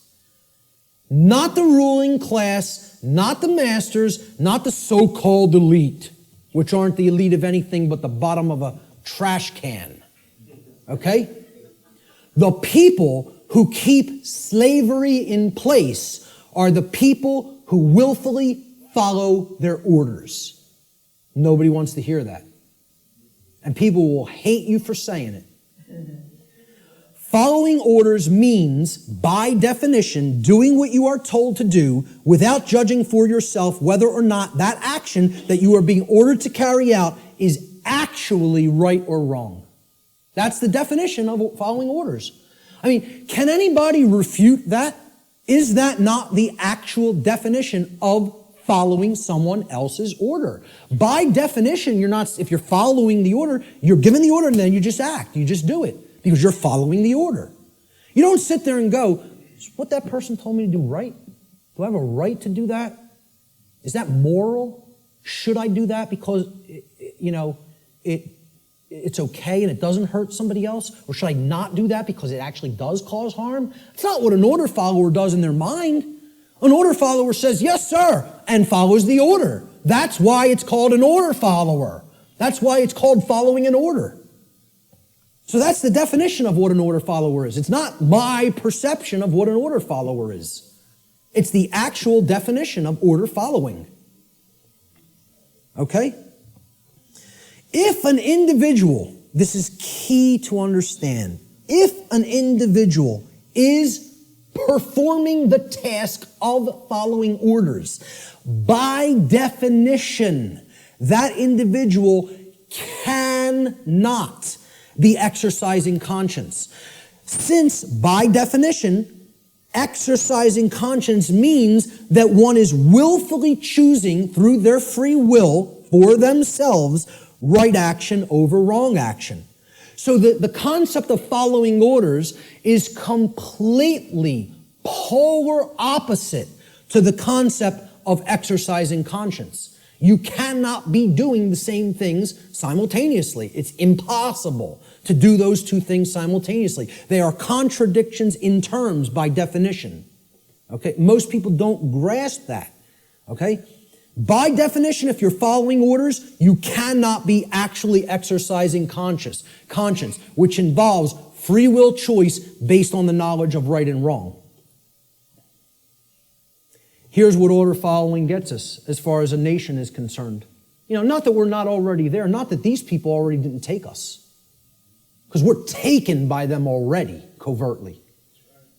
They took us through the school systems. They couldn't beat us militarily. So they said, well, let's send our ideologues over there and get into the minds of their children. And if you don't believe that's what happened, you're very, very, very naive. Not only the Nazis, but the communists as well. Because really, it's all just forms of socialism. That's what feudalism is. Worldwide socialism is, there's no such thing as private property. State owns everything. Rights don't exist. Property rights don't exist. Everybody's a feudal serf again. It's called neo-feudalism. I don't care which branch you come at it from. You want to come at it from the left, that's called communism. You want to come at it from the right, that's called National Socialism. Communism is international socialism. They're both the same force. It's called feudalism. Let's just call it what it is. It's called feudalism, which is in itself just another euphemism for slavery. They want neo-feudalism, which is the New World Order of slavery. Okay? And it's already here. It's not something that's coming. It's here now. The object is to get out of it. This is the result of following orders. That's what following orders gets to society. Following orders should never be seen as a virtue. Following orders is evil. I don't care whether you're, I don't care if somebody who is considered a holy man gives me an order and I follow it, I've just committed an act of evil, as far as I'm concerned. If I'm acting based on solely what somebody else has told me to do, that's evil. There's no morality in it at all. At all. At all. It's not a virtue. It's evil. Okay? Let me just make that so abundantly clear and state it so unequivocally. There's no such thing as any possible moral following of orders. The two terms are contradictory. All right? I was just following orders is never a valid excuse or justification for immoral criminal behavior, and this lame attempt to abdicate personal responsibility should never be accepted as a valid excuse for such behavior. And why it's done is through justification. And again, that means to create a right, from jus, meaning right or law, and the Latin verb facere, which means to make or to create. And this is what they say. I was just following orders. I was just doing my job. I was shutting down your protest. You don't have a right to speak. The politicians commanded me so. So I just came out and I was just doing my job, hitting you with a sound cannon. You know, just doing my job, just following my orders. It's a justification. You're a criminal. There's nothing moral in that. There's nothing virtuous in that. It's called criminal behavior, criminal activity. And what they do is try to create it into a right, make it into a right by a justification. And nobody should ever accept their justifications. Because you know what their justifications is? You know what they are? It's called a 100% crock of bull that is a complete lie. It's a lie. They're just straight up looking you in the face and saying, I'm not responsible for that. I just did it, but I'm not the one who's responsible for it because I was acting on orders. Well, see, this defense didn't work as the Nuremberg defense, and nobody in America should be accepting it. Nobody in America should be accepting it because they believe in the legitimacy of authority and government through mind control. That's what they believe it. They believe there's legitimacy to it. Most people actually believe that there's legitimacy to this criminal behavior because a class of people calling themselves government have magically been imbued and gifted with such rights, quote unquote. They believe they have rights other people don't. They themselves believe it, but worse is that the people who are actually affected by that criminal behavior, they believe they have the authority to do it. Gandhi said, you assist an evil system most effectively by obeying its orders and decrees. An evil system never deserves such allegiance. Allegiance to it means partaking of the evil. A good person will resist an evil system with his or her whole soul, which means saying no. Moral culpability. What does this mean? The determination of who is ultimately at fault or deserving of blame. Again, this is a legitimate and real concept. There is fault. There is blame. We got to get over this new age nonsense that nobody's at fault, nobody's to blame. You should never say, hey, you shouldn't have done that. That caused a lot of chaos and trauma for other people. You're not to blame. It just happened. No, wrong. The people who did the behavior are to blame. Who carried out the Holocaust in Germany? The people who followed their orders to do it. That's who carried it out. Order followers is the answer. Who carried out the purge of political dissonance in Soviet Russia? Order followers. And they're always in the form of police. Why do you think they call a totalitarian system a police state? Why don't they call it a banker state? How come they don't call it a politician state? What about a lawyer state? How about a judge state? Why not call it any of those things? You want to know why? Because none of those people are ultimately responsible for bringing that condition into manifestation through their behavior. They're the order givers. The order followers carry out their commands and through their behavior make that condition a reality. That's why it's called a police state. Because every police state that has ever existed has always been created by police who follow their orders because they don't want to take responsibility and think for themselves and know the difference between right and wrong for themselves like an adult. Instead, I want to be a child who obeys daddy because I have daddy issues. All right? And that's what it's really about, folks. We're going to get to that. There is such a thing as blame for the commission of actions which have resulted in harm or loss to others. This is what culpable means. It comes from the Latin culpa, meaning fault or blame. It means at fault or deserving of blame. Now, who's more morally culpable? The order giver or the order follower? And please recognize I've underlined and capitalized the term more. I'm not telling you the order givers are not morally culpable. They are. That's not the question. Are any of these people morally culpable is not my question. My question is, look at the full question. Who is more morally culpable? The order giver or the order follower? Always. Always. At all times and places. At all times and places. I put this meme up on Facebook, and I got some hate back for it. Okay? People don't want to hear this.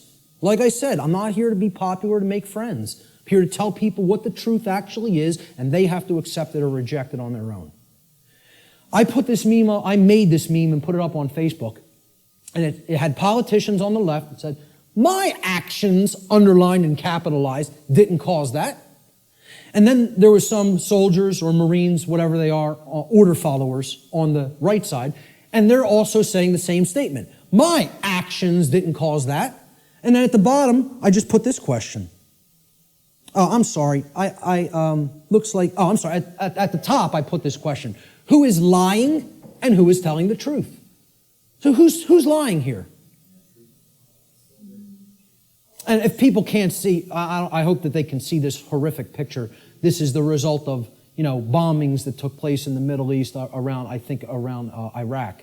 And it's a father carrying his dead child in his arms. Okay? Maybe if bombs were raining down on our children, we might think differently about going in and waging imperialism on other nations. I don't know. Maybe we might think differently about it. Right?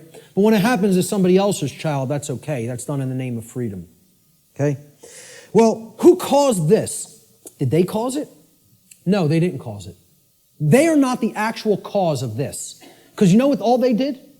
They signed some pieces of paper, wearing their expensive suits, okay? And they told these guys, they said, well, you're under our orders now. Go and bomb these people. And you know what these people did? Say, yes, sir, and go and drop the bombs. And fire off the ammunition. Okay? These are the people whose actions create things like this. Not these people. All they're doing is speaking into somebody else's ear. All they've done is speech. Speech, not actions. See, again, really look. My actions didn't cause that. Yes, it is. If these people are saying my actions didn't cause that, they're lying. Very, very, very painful and difficult thing for people to comprehend and accept. I'm not telling you shouldn't feel bad hearing this, but I'm telling you it's true. The painful truth, the order follower always bears more moral culpability than the order giver. For the reason that the order follower is the one who actually performed the action, and in taking such action, actually brought the resultant harm into physical manifestation. Order following is the pathway to every form of evil and chaos in our world. It should never be seen as a virtue by anyone who considers themselves a moral human being. Order followers have ultimately been personally responsible and morally culpable for every form of slavery and every single totalitarian regime that has ever existed upon the face of the earth. That's the painful truth that people don't want to accept because they want to believe the absolute nonsense that order following is a virtue of any kind. And it needs to be obliterated from the face of the earth because it's not the way to any kind of virtues or order. It's the pathway to evil and annihilation. That's what it is. Responsibility versus abdication. So why don't these people want to think for themselves? It's too easy. It's too easy to just follow the orders of somebody else. They believe somehow magically this absolves them of personal responsibility to choose right from wrong. An individual's personal responsibility to choose right action over wrong action for themselves always belongs to that individual. And that responsibility can never be given to another person or passed along. One can only claim and imagine that they can abdicate their personal responsibility for such choice to someone else. It can never actually be done in reality. You're only making a claim. I'm not responsible for that behavior because this person told me to do it. That's just a claim. And moreover, what it really is it's just a damn lie. Okay? More simply put, an individual is always personally responsible for their own actions, period, and the end. If you did it, you're responsible for it. There are no cop-outs. Stop trying to make excuses or justifications for criminal behavior. Own up to personal responsibility. If you did wrong action, you did it. You caused it. I like how David Icke words this. He says, accept responsibility for yourself and your actions, thoughts, and words. You alone make these choices, so you alone are answerable to the consequences of your behavior. The feeble excuse that your boss required it, that the establishment expected it, holds no truth or justification. What is the point of having principles if you allow others to dictate your behavior? Really, those who allow others to dictate their behavior don't have principles. And there's a reason they don't have principles, because they hate themselves. They're in psychological self-loathing, and there's a reason they're in that state, which my future work is going to cover in depth, in extensive depth and detail. At the end of the day, you will judge your performance and the contribution you've made to creation. It will not be based on what another expected of you or what you did because you felt trapped. Like, oh, there's no other way. I can't envision my way out of this. I can't envision doing something else. I might have to get another job. I might have to read and learn. I can't envision becoming a different person than the identity I've already forged for myself. How could I possibly imagine that? I have all my eggs in this basket. My whole ego identity is all wrapped up in my job and what I do. That defines who I am. I can't go against that. It's all nonsense. It's all what people are doing just because they feel trapped and they can't imagine that there's another way. Most people erroneously believe this is the second part of the abdication of responsibility on the part of the people. Most people erroneously believe that they can hand over their natural law right to defend themselves to another individual, group, or entity. In making such a false claim that somebody else is my protector, somebody else, it's their responsibility to protect me, and defend me, they have attempted to abdicate a personal responsibility which actually always belongs to them and can never be given away. That's the self-defense principle. You own it. It's yours. You can't give it away to somebody else. Shock and amazement. Okay? That is your responsibility already. And guess what? You know what? They're all too happy. These controllers are now even all too happy to say, it's not our responsibility to protect you. Because what their actual goal is they're just revenue men for the new king. That's all they are. And to slap people back into line if they try to exercise rights that the new king called government has decreed that they may not exercise. That's what their real role is. They don't serve and protect the people. They serve and protect the ruling class. And they don't want to admit that to themselves. You know why? Because they're liars, most of all to themselves. It's a bunch of childish liars. Franklin said those who would give up essential liberty to purchase a little temporary safety deserve neither and will lose both. And this addresses the fear of chaos and the desire to abdicate your personal responsibility to defend yourself to other people just because you're afraid and you don't want to take the responsibility of doing it yourself. You want to stay in that mindset? I'll give up my freedom to be safe? Well, enjoy your safe slavery. I, for one, will take my dangerous and chaotic freedom. Okay? I'll take the absolute cannibal lurking around every corner, and I'll take my chances. Thank you very much. Give me my freedom and my assault rifle, and I'll take my chances. Thank you. Okay? So, the idea that you just want to be kept safe and you'll give up your freedom to do so, it's just a child. That's how a child thinks. And that's what this is really about, not wanting to grow up and become adults. And again, there's a reason for this. This is the underlying psychological reason, but there's an even deeper one. But I'm going to touch on this one first. Self-respect versus self-loathing. People who don't want to take personal responsibility and become an adult are in this psychological condition. It's called self-loathing. What it means is you hate yourself. Nobody who wants to perpetuate slavery can possibly like themselves. They cannot love themselves. It's impossible. You are already in a state of self-hatred if you believe in government, if you believe in its legitimacy. Okay? Because you believe in slavery, and therefore you're in that slavery system and you want it to continue. How can you possibly love yourself? It's not possible. Self-loathing is the underlying psychological condition that causes people to attempt to abdicate their own personal responsibility to exercise conscience and fall into patterns of order following and justification. Just as it is not possible for an order follower to truly be exercising conscience, it is not possible for an order follower to truly love themselves.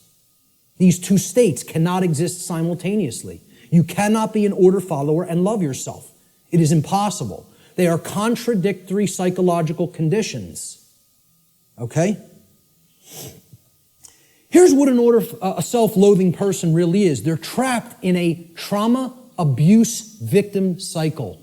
A trauma happens, there's an abuser, there's a victim, and then it repeats itself. Because often the one who's abused becomes the traumatizer, and then the cycle repeats again. Talked about this pretty extensively on my podcast series. All right? That's what self-loathing, that's what this mind state, okay? This is a golem creature, okay? It's a 100% programmed and lifeless thing that is imbued with the ability to actually move like a robot. You can liken it to a flesh robot, okay? And it's a concept in ancient dark occultism, all right? And the golem is driven by the force of self-loathing. And that's what the order followers are. They're golems. Okay? I'm not saying this to insult people. I don't really care how people take it. I'm telling them what they really are and what the dark occultists think of them. They call them their dogs and their pets. That's their name for the police and the military. I did a whole series on that. Okay? And I'm not telling you that from book knowledge. I'm telling you that from their lips to my ears. That's what they call them. The golem is in this mindset. Since I have suffered, I will cause suffering to others. Since I can't deal with my nested psychological traumas and childhood issues and inadequacy issues, okay, I'm going to take out all of that nested, subconscious, psychological frustration on other people that I have no right to take it out upon. That's the golem mindset. Self-loathing is created when an earlier trauma has been suppressed and buried deeply into the subconscious. That's the role of the subconscious, to protect the conscious mind from traumatic experiences so that the conscious mind doesn't keep reliving it and therefore re-experiencing it in the physiology. However, if we never bring up that shadow material to the conscious level, it builds and builds and builds until it ultimately destroys us, psychically and spiritually. All right? Instead of confronting, dealing with, and healing that trauma, people don't want to do that work. It's too hard to dredge up that shadow material. It's hard work. Believe me, to come out of the mind state I was in, I had to do that shadow work for years of more suffering and pain, saying, what do I have to look in the mirror and confront about myself? And then work to change and admit thousands and thousands and thousands and thousands of times, I was wrong. I was wrong. I was wrong. I don't know how many thousands of times I had to look in a mirror and say that to myself. Sometimes to a point where I was so depressed I couldn't get out of bed for days. I would just sit and lay in bed and play doom metal all day. Literally, endlessly, repetitively. And just sitting there in that condition of total self-loathing and total depression because of what I know I took part in. And that I know was still my mental makeup, was still my psychological makeup that was going to take years to get out of. And I'm trying to explain this to prevent people from having to go through all that suffering. This knowledge can be gleaned without having to go down that path. It can be done. I'm not telling you that's easy work, but it is possible. Such trauma could take the form of feelings of inadequacy, whether they are real or imagined. And you know what that mind state ultimately is? It's a self-prison. That's somebody putting themselves in a cage. These people who want to take out their psychological frustrations on other people, they're prisoners. They are in the cage and they love being in the cage. They don't have any desire for freedom. The only kind of person that would have no desire for real freedom is a person who's in the psychological state of self-loathing and hates themselves and does not love themselves. Now, what heals self-loathing? Self-respect. And we have to know what the word respect means. And this is about looking at yourself. Introspection. Respect comes from the Latin re, meaning again, and the Latin verb spectare, which means to look at.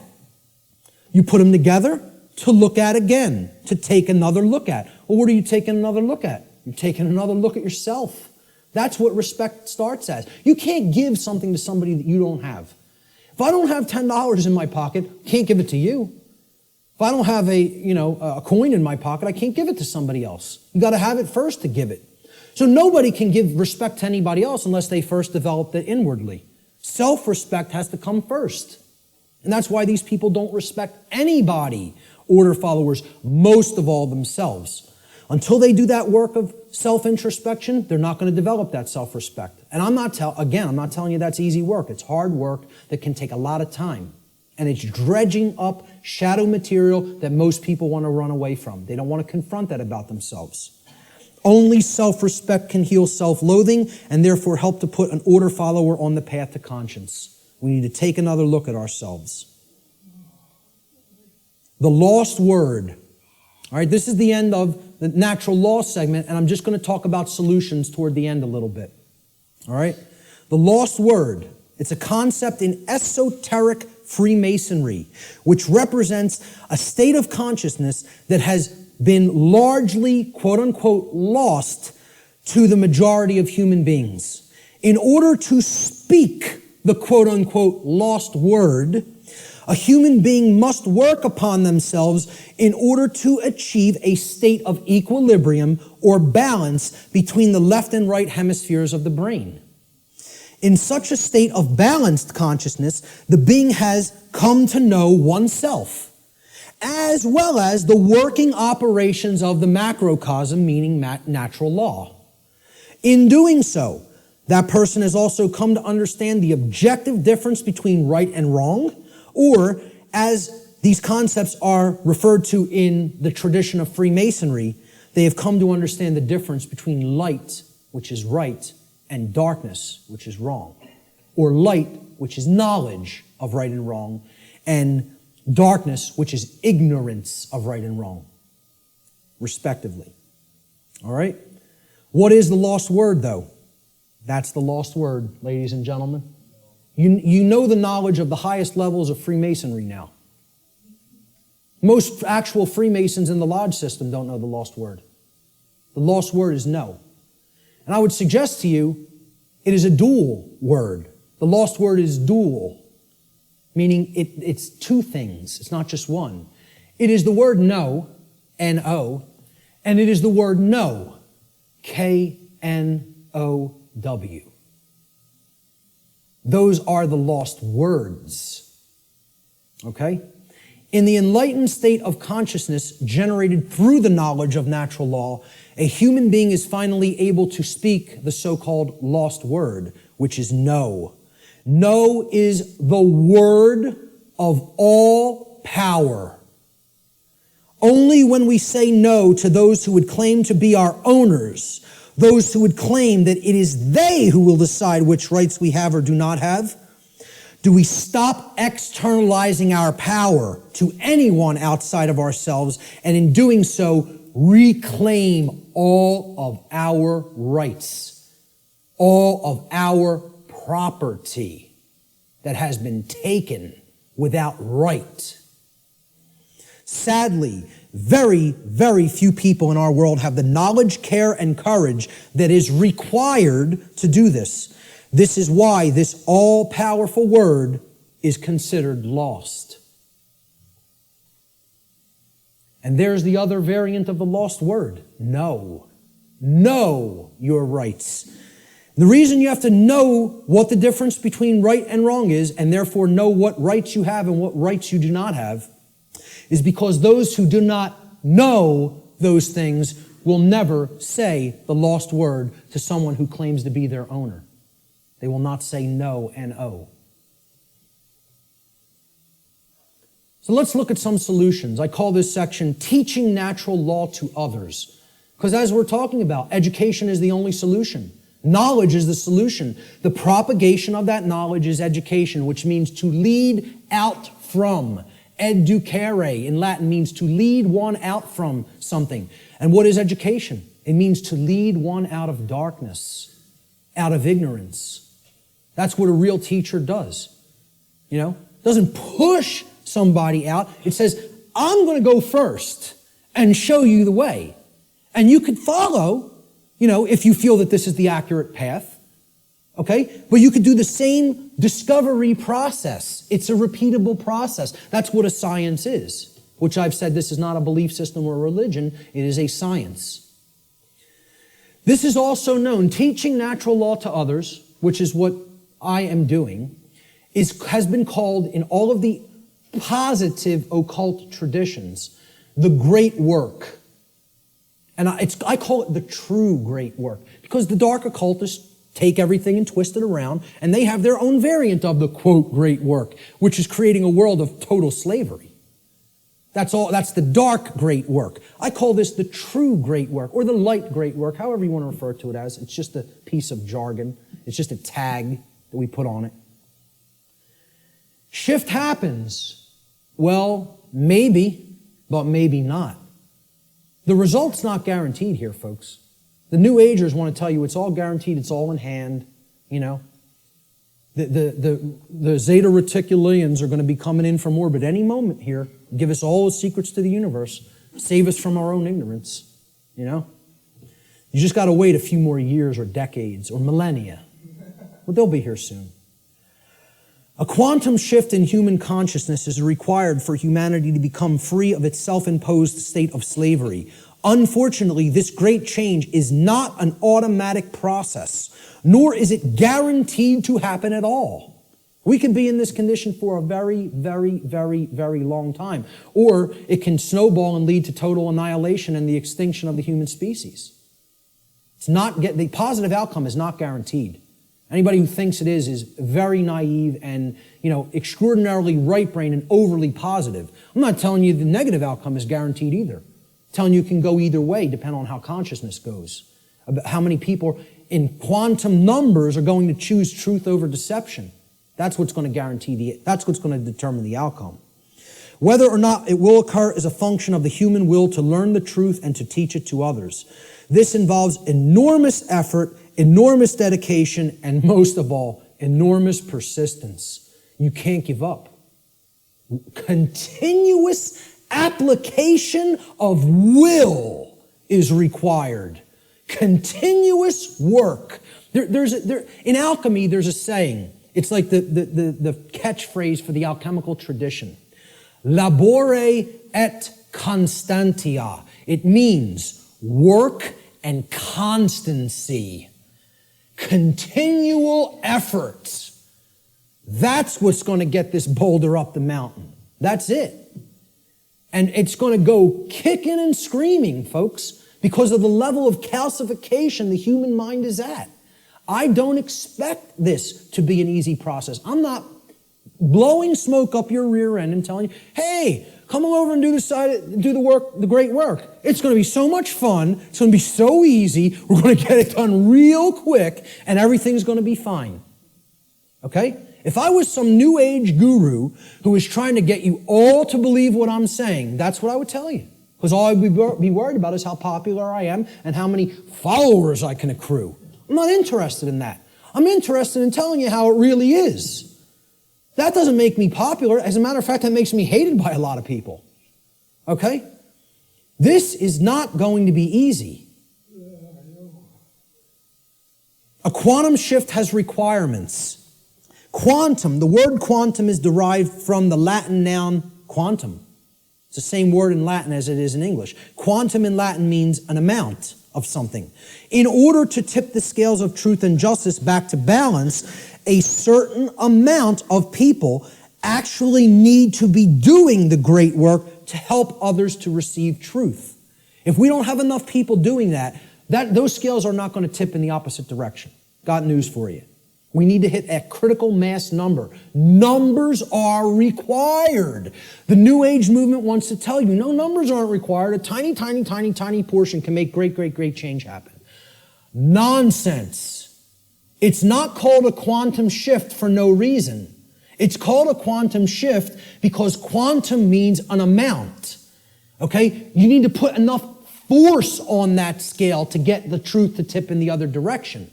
If you don't have that amount, it's not going to tip. All right?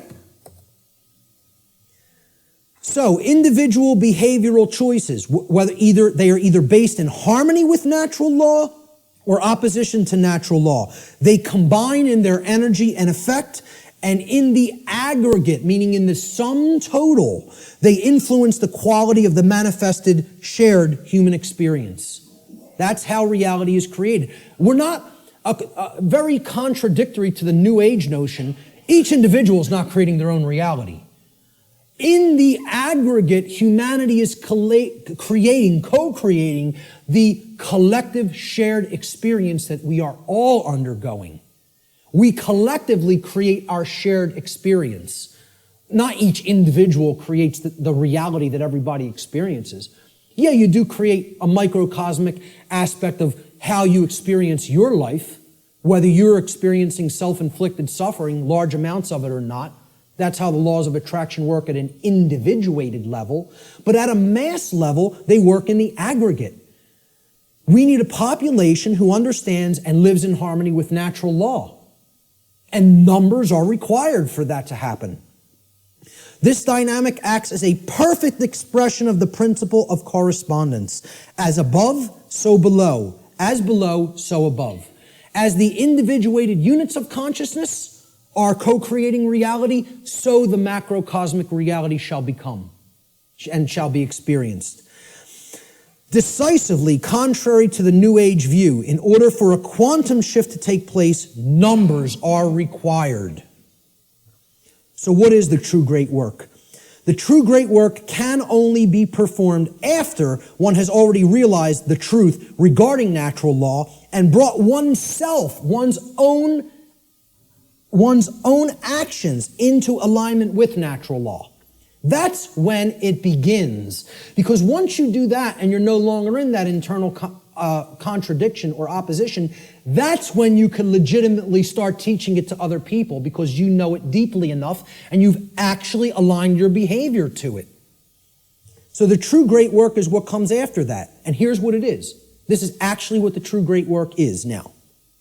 It is the arduous task of influencing other people to go through the very same process of change, of positive change in consciousness that you have gone through. It is to help them to realize that in supporting and condoning the legitimacy of authority and government, in other words, man's law, that what they have actually been supporting and condoning is the legitimacy of slavery, and that they were immoral for having done so. Now that is hard work. Because people don't want to hear this. They want to believe what they want to believe. They want to be true what they want to be true. They filter their perceptions through those lenses.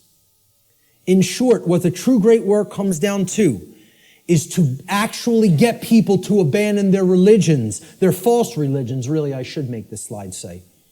The false and dogmatic beliefs which hold back the progress of consciousness by impeding the reception of truth and natural law. They're calcified religious belief systems. That's what has to be broken down and abandoned. Carl Jung described the great work beautifully. I consider him a modern-day alchemist, as I consider many other teachers of the great work. He said, one does not become enlightened by imagining figures of light, but by making the darkness conscious. Making the darkness conscious. Not wishing for it to become conscious, not meditating upon it, by making it happen through an act of will. And that can only be done if enough people are doing the great work. Okay? This latter procedure that he's just described, he says, however, is disagreeable and therefore not popular. So few people are doing this work. The answer is to actually become the teacher. I don't do this because I want a lot of people to be students and follow what I'm saying. I could care less whether you follow me. Believe me, I'm telling you, the wrong thing to do would be to follow me. That's a bad example. You follow me, you're going to go down a deep path of suffering for many, many years before you come out of it. It would be a bad choice. I'm telling you to follow truth, to know truth. Has nothing to do with me. All right?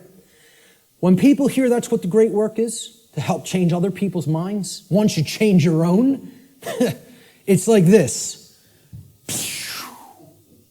Let me run away from that as fast as possible. Are you crazy? You want me to do what? That's the hardest thing there is to do. Exactly. That's why so few people are doing it. Many hands make light work. If we had more people involved in the effort, it might go smoother. It might go faster. Jefferson said, educate and inform the whole mass of people. That is the only sure reliance for the preservation of our liberty.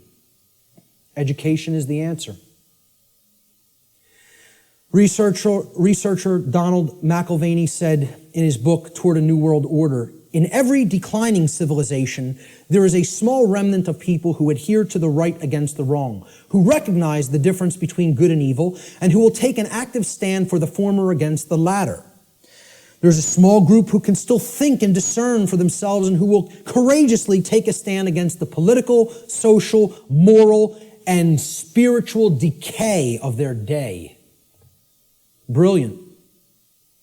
The words that are attributed to Jesus in the Gospel of Matthew, and many people will never have heard this quote. He says, do not suppose that I have come to bring peace to the earth. I did not come to bring peace, but a sword. For I have come to turn a man against his father, a daughter against her mother, a daughter-in-law against her mother-in-law. A man's enemies will be the members of his own household. We're going to talk about who the enemy really is.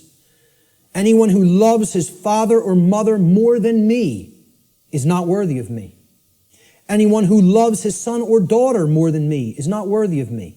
And anyone who does not take his cross and follow me is not worthy of me. Whoever finds his life will lose it, and whoever loses his life for my sake will find it. These are words attributed by Jesus, but what you want to put in place of Jesus is the word truth. The way, the truth, the light, knowledge of natural law, Christ consciousness, okay? He's telling you there are going to be people in your own family that aren't going to align themselves with right over wrong. They're going to continue to choose slavery. They're going to continue to advocate slavery. These aren't people who you want to continue to align yourself with if you have made an effort to truly explain what's really taking place. See, this is the concept of true forgiveness and turning the other cheek. It doesn't mean turn the other cheek and continue to ignore evil and excuse evil indefinitely while it destroys you. It means you have to give people who you're close with and you have an affinity with more chances than you would give just somebody who you don't know to learn the truth. It's like saying, because I really care about this person personally, I'm going to keep going back, and I'm going to keep hitting them with the truth. And eventually, if they come over to the side of truth and right, fine. But what he's saying here is eventually, this spiritual war is going to go hot, so to speak. And the people, even who are closest to us, if they don't align themselves with right, are the people who are ultimately continuing the evil in the world. They're the real spiritual enemy.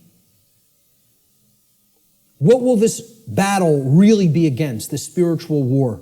Well, I say it will really actually be against inner demons that exist in the psyche of mankind.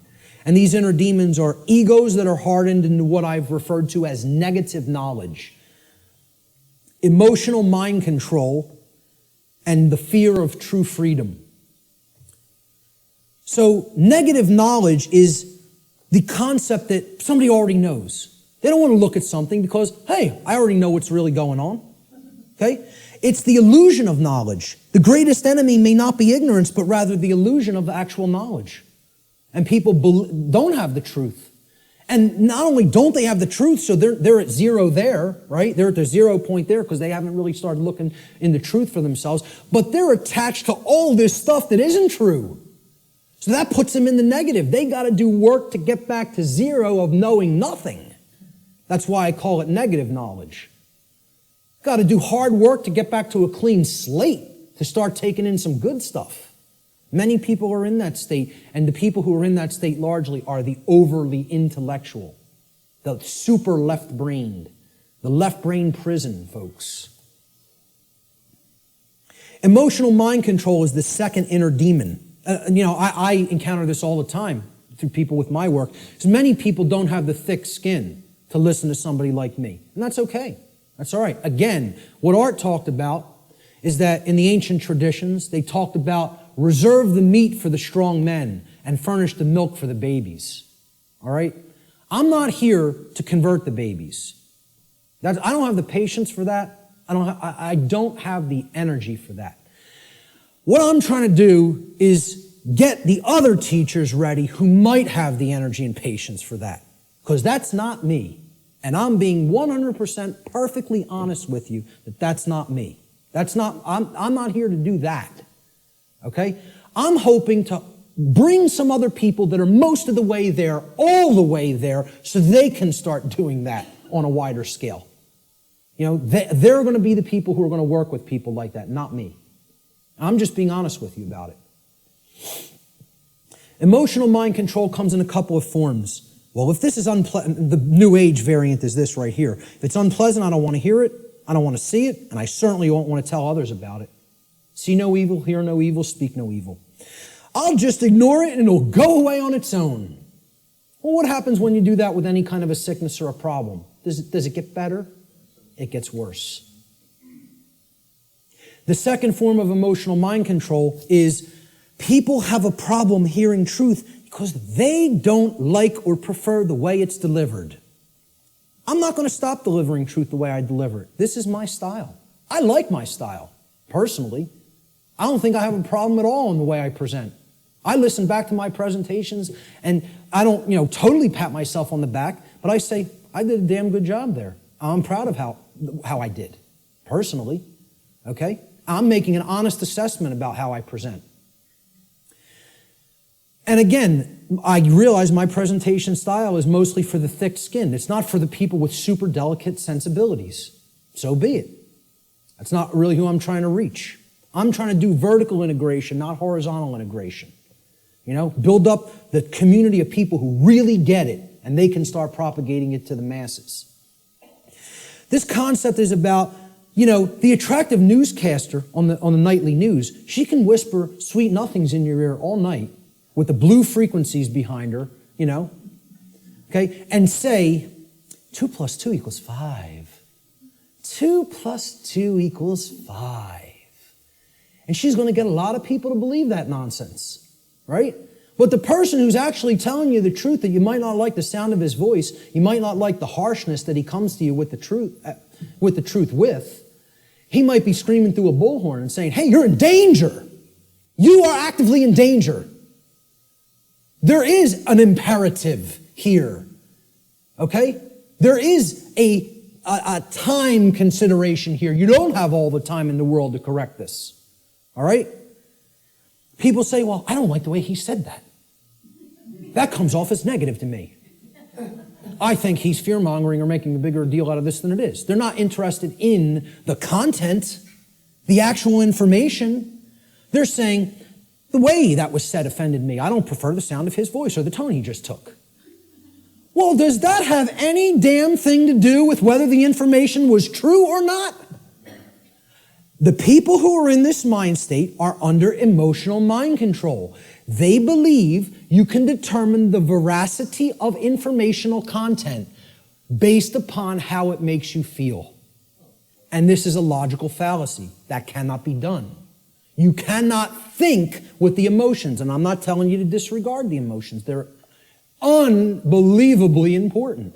They are our compass for morality in our lives. They're the compass through which we should set the direction of our behavior. But you can't come to determine and analyze and break down what's true or not and make a filtering system based on just how the information made you feel when you heard it. Okay? You have to actually think with the mind, with both hemispheres of the brain, with true intelligence to come to filter and determine what's true. Okay? No matter how much anybody wants to, give you that soft, sweet, pleasant, emotional voice, okay? That person's still lying to you. And no matter how much the person who comes with an abrasive, harsh, nasty, or scratchy voice might keep telling you 2 + 2 = 4, and you don't personally like their tone, guess what, folks? It still equals 4 at all times and places. That's the truth. No amount of pleasantry or wrapping up the lie is ever going to make this statement on the left here true. Ever.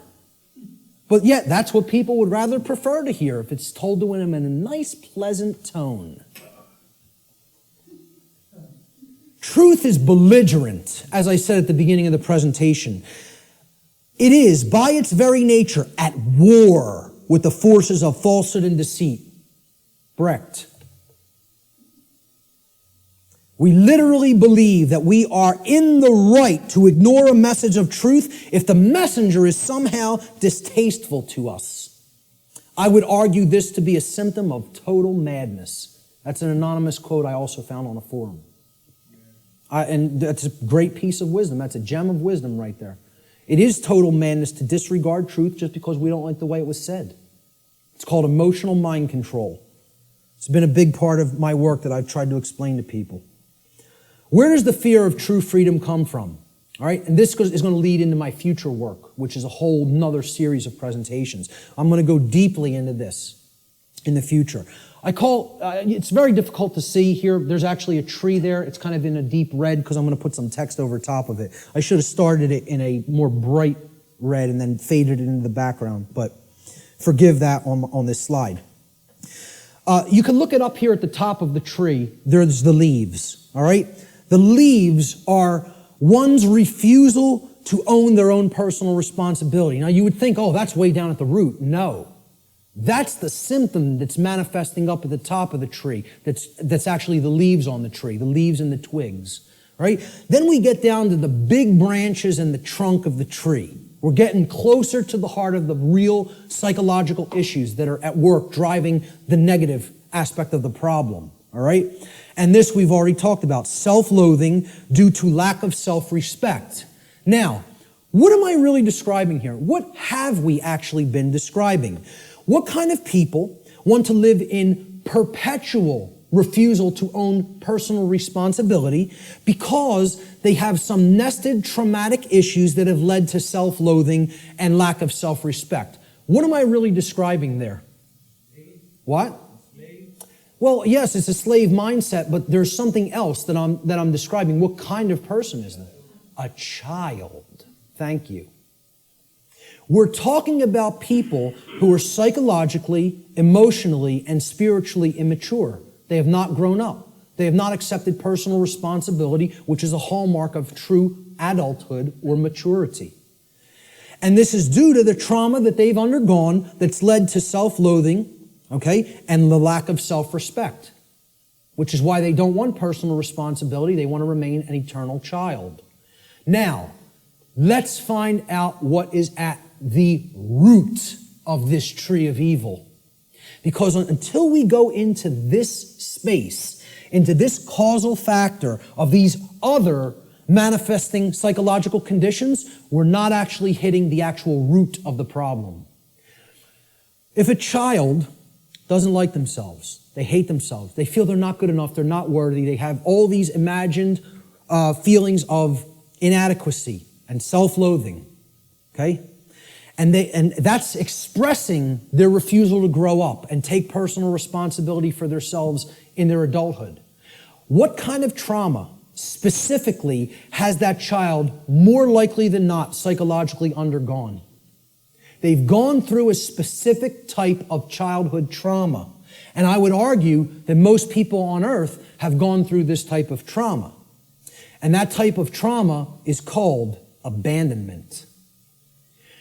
The human species is suffering from very deeply seated parental abandonment issues that lie at the very core of the psychological condition that we call the human condition. Until we deal with that nested psychological trauma that has been created through abandonment issues, we're not hitting the roots of the tree of evil. We're not getting down to the very core issue that needs to be understood. My future work, I'm going to be presenting this on December 12th in Philadelphia, for anybody who's in the Philadelphia area. It's going to be what I would call a synthesis, an explanatory synthesis of why this is the root psychological condition of humanity. I call it cosmic abandonment. And this is going to be one of the biggest aspects of the next part of my work. I think it's going to really set my work apart from others in the truth and freedom community and the alternative research community. Until we wrestle with those psychological abandonment issues, we're not getting to the heart of what's causing these other problems in the human psyche, like self-loathing, the lack of the development of self-respect, and the refusal to own the responsibility for one's own actions. And I'm going to connect this with human origins. And I'm going to make the case that it has always been like that. It has always been like that. We have been children on this planet since we have been on this planet. And we have never actually psychically, psychologically, and emotionally and spiritually grown up, because as a species, we have undergone what I term cosmic abandonment. So that's going to be coming up in future aspects of my work. What will be required on the part of those performing this great work? And it is like Sisyphus rolling that boulder up the hill. We just got to get it up to the top and give it that one last push so we don't have to keep doing it again. Who knows how many times we've already tried to do this, and it's ended in failure. We need the knowledge of the real enemy, okay? And we'll get to what that is. We need to devote ourselves to service to truth, not even service to humanity. I'm not saying that's not a great virtue to have and to enact. I'm telling you we need to go beyond that. This isn't about service to me, you, or any other individual. It's about service to truth and principles first and foremost. And we need courage and persistence. And then we need practical real-world skills. The knowledge of the real enemy needs to ultimately come first. And this isn't it, folks. This priest class that goes and meets and has the rituals at Bohemian Grove, I'm not telling you they're not evil. I'm not telling you they're not psychopaths. I'm not telling you that we don't need people like that in the world. Okay? I'm telling you that in this spiritual war, this is a tiny, insignificant, as far as numbers are concerned, fraction of the totality of the human population that could not possibly control the minds and the behaviors, and therefore the behaviors of the masses of people without our compliance, without our ignorance. So, while I'm not telling you I, like these people, do I have respect for them as an opponent? Oh yeah, you damn well better believe I do. I don't underestimate these psychopaths. Not a bit. You want to know why I worked with them? I know what their will is like. I know what their intellect is like.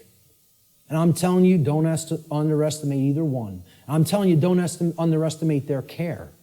They don't have, like I said, they don't have care in the terms of compassion and the normal range of human emotions like we do, but don't think that means they don't have care.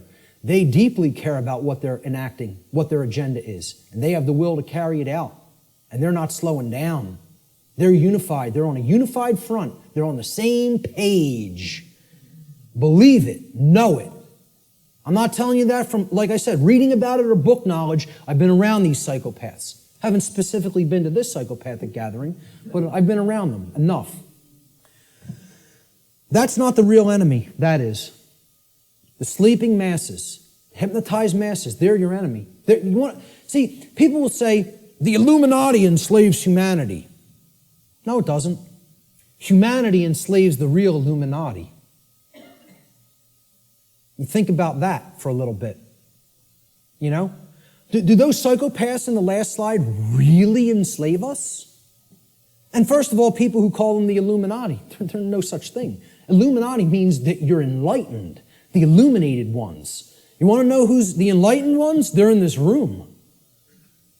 We're the Illuminati. The people who know what I'm talking about here are the Illuminati.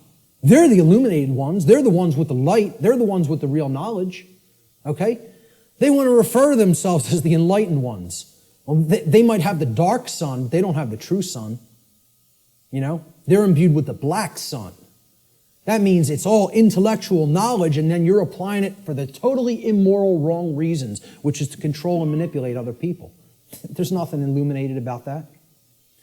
So the real Illuminati, they're not the enslavers of humanity. The dark Illuminati are not the enslavers of humanity either. Humanity enslaves itself, and they're enslaving the true Illuminati, the teachers who are actually living under the conditions of slavery because they're here with the ignorant people. That's who's being enslaved by humanity. Humanity are the enslavers. And this is another thing that's highly unpopular. People don't want to hear it. They want to think we're powerless victims. There's no choice involved here. This is something that's just being done to us. Okay? And I'm here to tell you, free will is always in existence. And it's a matter of changing one's thoughts and therefore changing one's choices. And that's our own personal responsibility that can never be given away or shirked or shunned. You are always responsible for what we're doing. Service to truth is required. Truth itself is eternal, can never be destroyed. But you know what? Humanity can be destroyed. We can be destroyed when we refuse to act in service to truth as her defenders. People say, oh, truth doesn't need to be defended. Nonsense. Truth needs to be defended at all times and places because the attack on it is never-ending and non-stop, continuous. And if we don't come to her defense, you know what happens? The voice of untruth and deception and evil and mind control rules the day. And the voice of truth doesn't get heard because the truth itself doesn't have a physical voice in the physical domain. You know, we have to be its mediums and we have to be its voice. It's possible for us to co-create a positive outcome in this scenario, but this can only be accomplished if we care enough to learn the truth ourselves, and then we develop the courage to continuously speak it to other people until our voice of truth becomes a non-stop chorus like the voice of lies and deception and mind control has been for millennia on this planet. Courage is required. Samuel Adams encapsulated this brilliantly. He said, the liberties of our countries are worth defending at all hazards. It is our duty to defend them against all attacks. It will bring a mark of everlasting infamy on the present generation if we should suffer them to be wrested from us by violence without any struggle, or to be cheated out of them by the artifices of designing men. If you love wealth greater than liberty, if you love the tranquility of servitude greater than the animating contest for freedom, then go home from us in peace. We seek not your counsel nor your arms. Crouch down and lick the hand that feeds you. May your chains set lightly upon you, and may posterity forget that you were ever our countrymen. Now that's about as powerful as it gets as far as I'm concerned. Because he's telling you, if your allegiance isn't to the truth and freedom, I don't want to know you. I don't want to know you. And we hope history forgets that you ever were with us at this time and place in history. And because you deserve to be forgotten. That's what he's saying here. You know, I couldn't agree more. Persistence is required. Constant effort. We are the actual vehicles by which truth operates in the world. Therefore, it is our shared responsibility at this time to help to awaken others by continuously speaking the truth, even if we feel burdened by this task, even if we feel no one is listening, and even if it makes all involved in this process feel uncomfortable. It's not about feeling comfort, folks. It's not about staying complacent. It's about shaking things up, making people feel uncomfortable. Who ever told anybody that the truth would make you all warm and fuzzy inside? Who ever told anybody that? Why do people want to believe that? Whoever said that that was the case? The truth is horrible and yet needs to be embraced as a lover. Okay? With dedication to it, even in its full horror. Thomas Paine, who I feel was the most enlightened person on the continent at the time of the American Revolution, personally, he's one of my personal heroes, and walked in the vicinity where I walk sometimes now. He said, "These are the times that try men's souls. The summer soldier and the sunshine patriot will, in this crisis, shrink from the service of his country. But he that stands it now deserves the love and thanks of man and woman. Tyranny, like hell, is not easily conquered. Yet we have this consolation with us, that the harder the conflict, the more glorious the triumph." I think he was one of the true anarchists that was living amongst us in the colonial days. Words attributed to the Buddha, Siddhartha Gautama. He said, "There are only two mistakes that one can ever make on the path to truth: not starting and not going all the way." All the way. I wrap up a lot of my podcasts with this quote because I love it so much. It's about persistence. It's not about saying, "Hey, I went this far and now I'm uncomfortable to see the rest of the picture. I made it 3/4 up the mountain. That's far enough. Let me set up my base camp here. I'll pitch my tent and I'm staying here. No farther. I don't want to see the peak." Okay? Until we become fully enlightened and go all the way to the summit, don't expect things to change. Don't expect them to get better. The truth has to be taken in its fullness. We need real world practical skills. This isn't just about, "Oh, I know this now and I don't actually need any skills." Okay? To communicate truth, skill is required. Knowledge is required. Okay? To reach a good amount of people. Yeah, you can just talk to the people around you. You can communicate, to a small fraction of people that way. I'm not saying don't do that, even if you don't have these other skills. I'm saying if you want to get it out in a big way to the masses of people, and in the new form of media, which is doing things like this, through the correct and positive and empowering use of technology. People want to say, "Oh, technology is not, there's no role for it. We got to get rid of technology." Technology is a thing that improves life at every scale and level. It's a tool. It's how it's used. Exactly. Okay? We're using technology for a powerful and enlightening purpose right now. And that's its intended use. It's to serve humanity and to serve truth. Okay? So real world skills in the technological era, I feel, are absolutely required. And here's some of them. You need good organizational skills. Like, hey, Art and Chris did this right today. They set this up right. I've seen people set things up real badly. And I've seen it done the correct way, which is this way. And Richard and Lisa, they've done a brilliant job here getting this all on film. And this will be going online and reaching a real wider base of people as a result. All right? So you need organizational skills. Some people are better than that with others. I'm pretty good with organization. I feel I have good, powerful organization skills. Communication skills. You need to have a way with words. You need to have a good vocabulary. You need to organize words correctly. You need to be able to communicate concepts in often a very linear fashion to people so that they can readily absorb it easily. If you're all over the place, they're not going to get the concept. You need graphic design skills in many cases. I couldn't build a presentation like this without my background in graphic design. And, thank God I have it. It's like I got jobs like I did in the past, and sort of they prepared me for everything that I was going to do in my future. Synchronistically worked out like that. But, you at least got to know how to lay out a flyer, folks. How many people here can lay out a simple flyer? That's awesome. I'm so highly impressed by that. I'm telling you, I've asked people that in other presentations, like 2 people raised their hand. That's awesome. Okay? You should be proud of that. Presentation skills, like putting something like this together. How many people have basic presentation skills with a computer? All right, a little less, but not bad either. I'm impressed. Okay? Audio skills, Sometimes you got to work with audio, and, podcast audio, etc. Video editing skills. I know Richard's a master at that. Website development. This was laborious in the past, just 10 years ago. We have free open source content management systems now that make this almost a breeze. It's a somewhat little bit of a learning curve, but once you get there, hey, you're off to the races. You can maintain multiple websites then, right?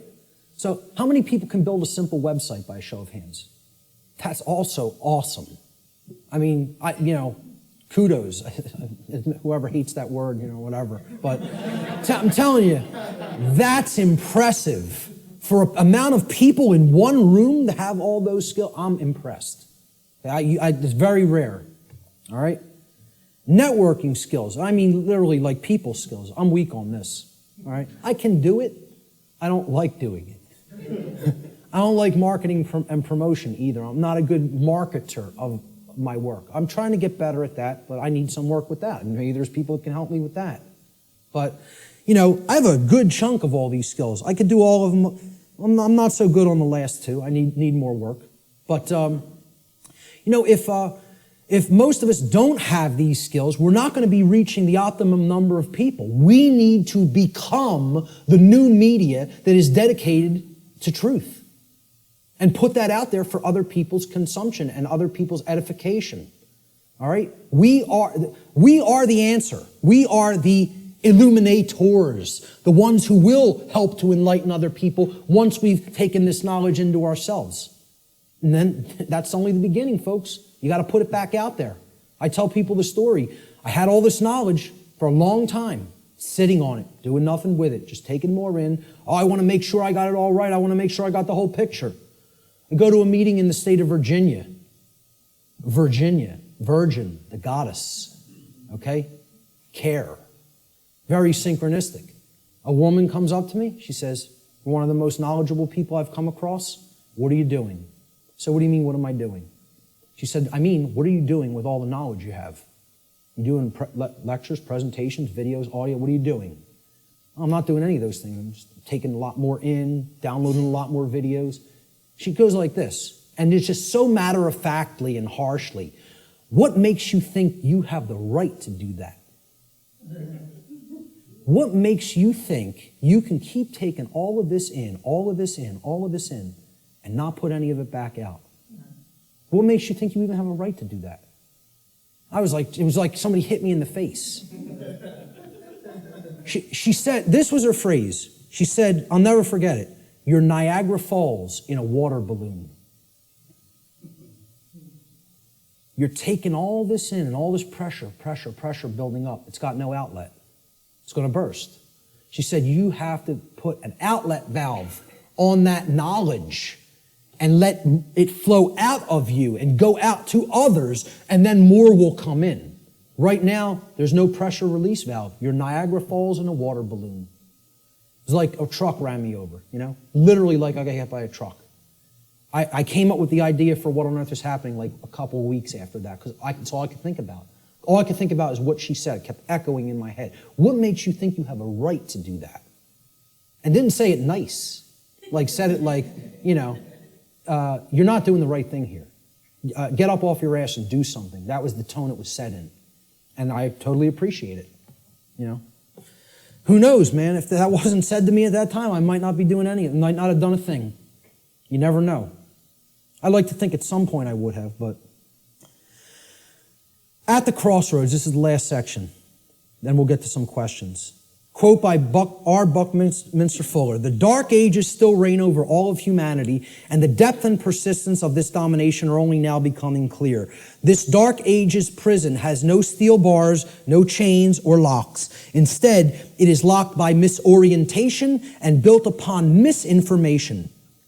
Caught up in a plethora of conditioned reflexes and driven by the human ego, both warden and prisoner attempt meagerly to compete with God. All are intractably skeptical of what they do not understand. We are powerfully imprisoned in these dark ages simply by the terms in which we have been conditioned to think. The conditioning of our thought is what has kept us in this prison. And only now, the actual depth of the dark ages that we are in are starting to become clear to some people. We are in the time that I call the apocalypse. And actually, I want to start rephrasing this. I want to actually explain to people we're not in the apocalypse anymore. We are now in post-apocalyptic times. We are living in post-apocalypse. The apocalypse has already occurred. It's over. We are living in the time after the apocalypse. And what do I mean by that? Well, we got to look at the meaning of the word. Okay? From the Greek prefix, apo, which means away from, off of, or removed from. And then the Greek verb kalyptine, which means to cover or to conceal or to hide. So, apocalypse means literally to take the cover off of, to remove the veil from, or to take something out of hiding. Well, ladies and gentlemen, another big surprise. The veil has already been lifted. The truth is already out there. It's out. The truth about what's going on here and has been going on here on the earth is out. It has been de-occulted. And not just by me, by many, many other researchers. Okay? There's a laundry list of them out on my website, and I talk about in the podcasts. All right? It's all out there. It literally means to reveal or to take out of hiding. The apocalypse is the great revealing of the truth to the masses of people. Or it is what I simply refer to as the process of de-occulting the truth, removing it from being hidden. What humanity needs to do is make what I call the cosmic apology. And I'll get to what that means. See these words right here? I was wrong. That's the most powerful phrase that can ever be said by a human being. The second most powerful phrase I would acknowledge is I love you. But this is more powerful than even that. Because this is about internal change, not just a dynamic or an interaction or a relationship with another. This is about an internal metamorphosis. When you say these words, this is the phrase of all power. No is the word of all power by which we reclaim our power. But this is the phrase of power. All right? Okay. The word apology comes from Greek. Apo, meaning away from, off of, or removed from, as we've just seen. And the Greek noun logos. Logos means word. Okay? So hence, an apology, it literally means to go away from the word or to give back the word.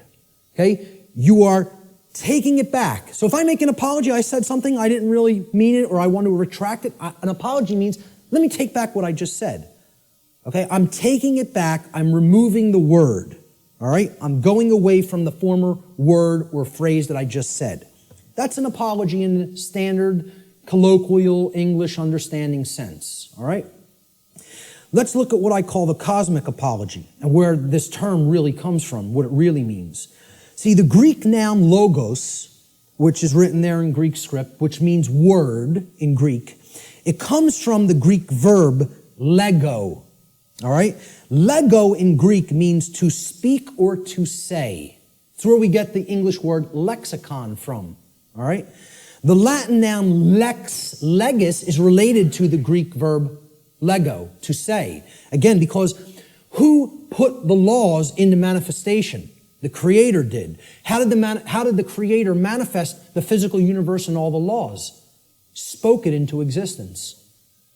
Reality and truth are spoken into existence by the power of vibration, the vibratory power of voice. Okay? So the Creator created the universe by the phrase, fiat lux in Latin. It means let there be light. Okay? The Latin noun lex legis, meaning law, is actually derived from this Greek verb lego, meaning to speak or to say. God and not man is the logos, the author of law, the one who spoke the law into existence at the creation of the universe, because natural law is the boundary conditions of the manifested reality called the physical universe. These are the boundary conditions which govern it. Humanity's work is to learn to listen to God's word, not man's word, not man's law, natural law, spiritual law, moral law, God's law, karmic law. I don't care what you want to call it. Call it whatever you want. Okay? Consequentialism. This is the truth. That's what, you want to talk about what all these phrases really mean? It all comes back to the word truth. That's it. It's the truth about what is, what's operating here. And humanity needs to align its behavior to this law, God's law, natural law. Without alignment of its behavior, don't expect to natural law, don't expect a thing to change here. Expect it to rapidly grow worse. Humanity must make a cosmic apology by giving the word, okay, which means the authorship of creating law. See, we think we're the authors, we're the authorities. That's what author means, right? Author. What's another word for author? This is just this is how mind control through words works, right? An author is a what? A writer. Well, what are you saying there? An author who has authority, they are authoring something, is a writer. They are a right, R-I-G-H-T-E-R. Okay? They're making it into a right. This is what you hear when you hear the word authority. You hear author, which means a writer, meaning one who makes rights, which means someone who believes they're God. That's all this really comes down to. In a nutshell, we're up against a class of people who believe that they can be God and own and rule everybody else. That's all the dark occult comes down to, folks. People who believe they're God. Sick, psychopathic lunatics who think they're God and are going to rule the hell of the prison world that they're going to create, that they call their dark new world order. We need to give the word back. That's what an apology is. And who it needs to be given back to is the creator of the universe, because that's the author of the law. That's its rightful owner. The word doesn't belong to us, folks. The word belongs to God. That's why it says at the beginning of the biblical text, in the beginning was the Word, and the Word was God. You know, that's what the Logos is. Natural law. God is law. You want the best definition I could ever give you for the word God? Law. People don't want to look at it like that. Very few people ever look at it like that. That's what the force of creation is. It's natural law. It's how we co-create our reality, whether we do it consciously or unconsciously. This apology is accomplished when we open our minds and hearts to truth and we start saying the lost word, no, to evil, to the presence of evil in our lives. See, this is an initiate inside what was known as the Jed or the Djed pillars, depending on how certain people pronounce it. And these Jed pillars represented stability and enlightenment. And they represent the two principles, the sacred feminine principle of non-aggression and the sacred masculine principle of self-defense. The initiate is the enlightened one who is incorporated and bridged both pillars and has come to the place of cosmic illumination, which is represented by the winged disc of Ma'at in the Comitian tradition, which is over the lintel between the two pillars. That winged disc of Ma'at. Ma'at was considered a great mother goddess in the Comitian, the ancient Egyptian traditions. Okay? She was the force. She was a personified deity. You know, the ancient Comitians didn't actually worship a physical woman. It's not what this was. It was the personification of truth and justice and order and natural law that was encapsulated as the sacred feminine essence. And she was above all the other deities in the pantheon of Egyptian deities, of Comitian deities. Ma'at, there was no god or goddess higher. And how they looked at alignment with Ma'at is if you wanted to have order and you wanted to avoid chaos, you learned the teachings of Ma'at, because she was the goddess of justice, and she was the goddess of righteousness. She was the goddess that brought order if you aligned yourself to her teachings, and her teachings were natural law. So that's what this is here. This is saying we need to take away the word. It's not saying remain silent and don't use your voice. It's not what it's ever been saying. This is a symbolic allegory for the apology. All right? You know what else the G in the middle of the compasses and square is? Apollo G.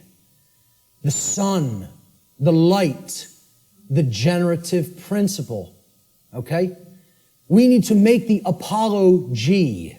All right? That's what the G in the middle of the compasses and square in allegory also represents, because one of the big deities, the Greek deities that is often kind of exemplified in the Freemasonic tradition is Apollo. He was a sun god, and he was a corollary to Horus in the Egyptian tradition, and Jesus in the Christian tradition, and Mithra in the Persian tradition, and many other sun gods that represented truth and light. All right? So that's the middle way, the middle pillar. That's what the initiate represents. I started this presentation with the slide before we begin. Now we have begun. And it's up to you to take it further. What you'll do with this knowledge is entirely up to you. See, this is a painting by Alex Gray that shows the worldview schism. Are we going to stay embedded in the left brain and in other forms of imbalance, and we're going to create the negative worldview, right? Or are we going to live in harmony with natural law, which can create this path when we incorporate the creative and nurturing and sacred feminine aspect of our beings?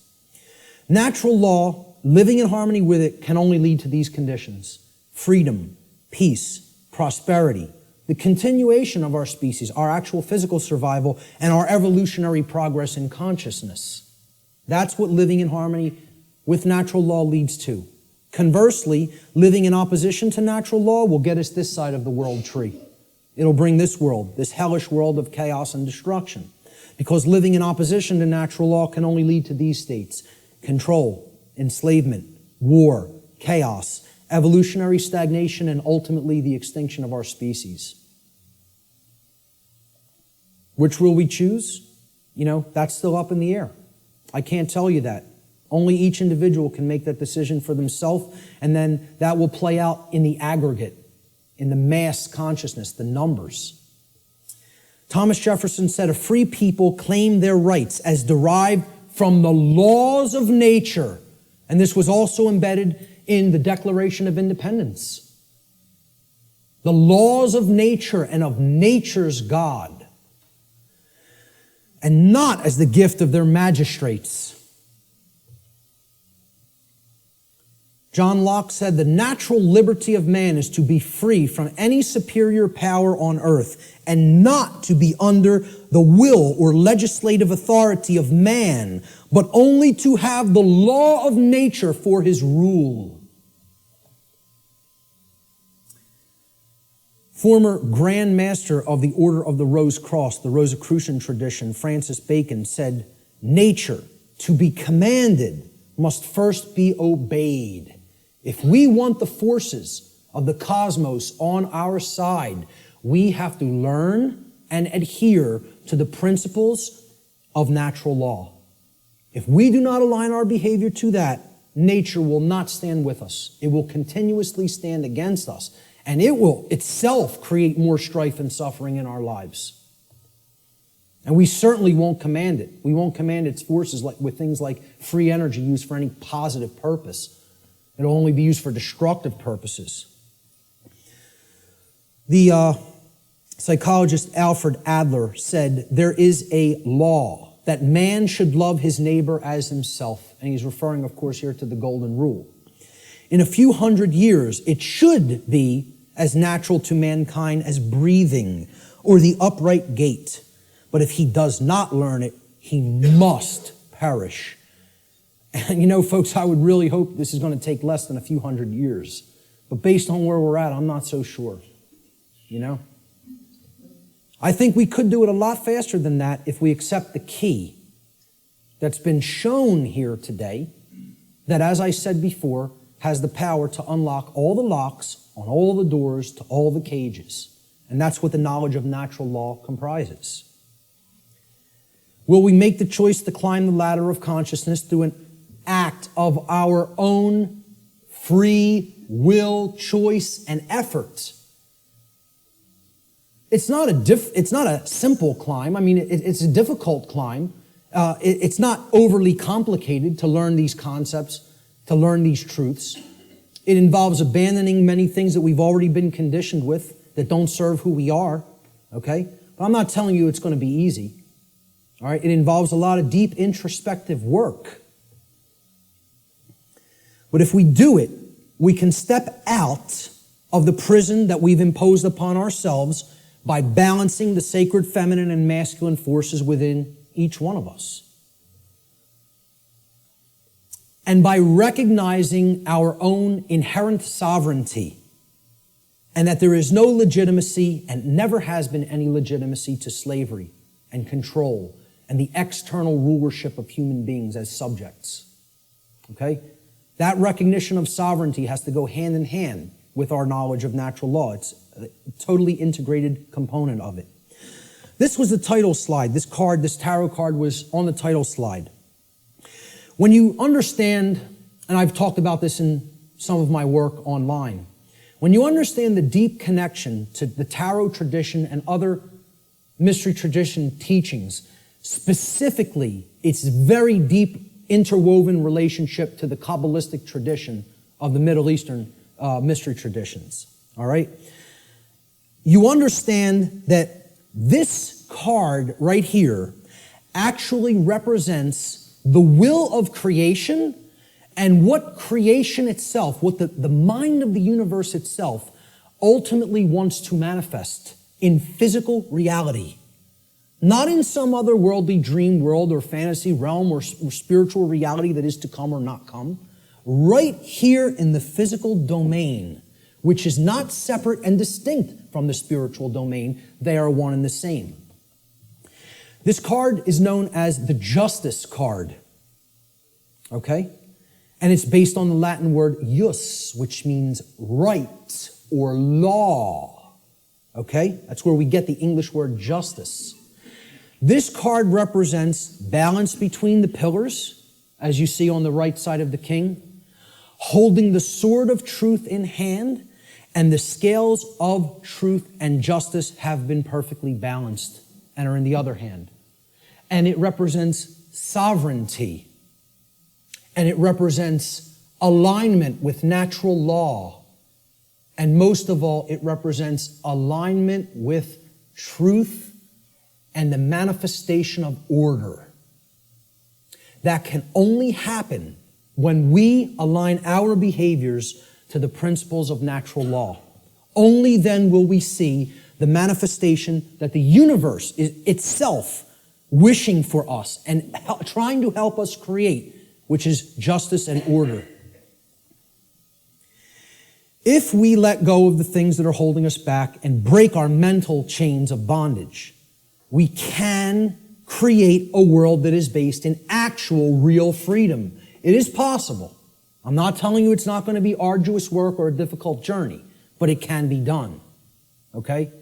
If we choose to do that, we're going to see advances and things that are going to be created that the world is going to look so drastically different if we go down that middle path to the truth and to order and to justice through the understanding of natural law and actually applying it and living it in our lives, that the changes we're going to experience are going to be so positive and so transformative that we can scarcely even imagine what the world will be like on the other side of that work, on the other side of that transformation. Will that be done? Maybe. Maybe not.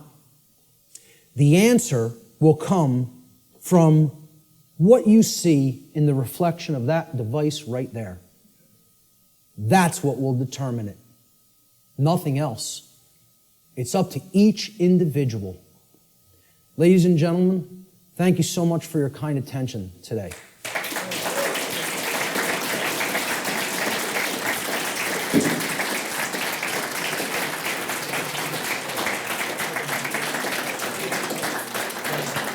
Thank you. Thank you.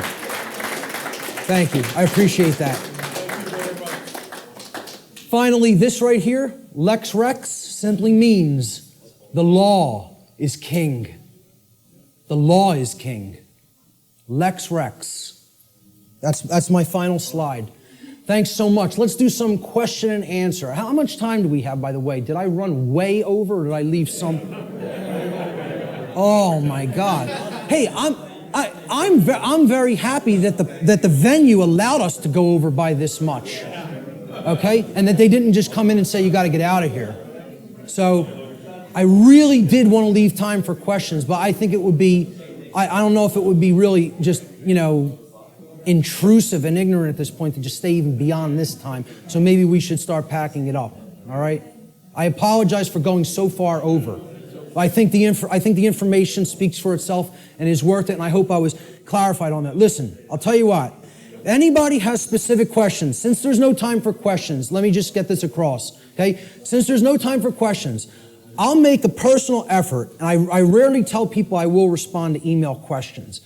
You tell me that specifically that you attended this seminar here today in an email, and if you have a specific question, get to the specific question quickly in your email, and I will make the time over the next few weeks to try to respond to everybody. I'll promise that. How's that? Does that sound okay? All right, great. Thank you. Thank you guys all so much for being here, for staying for the whole thing. Thank you. I'm very impressed with you guys today. That takes a tremendous effort of will and attention. So, thank you guys so much.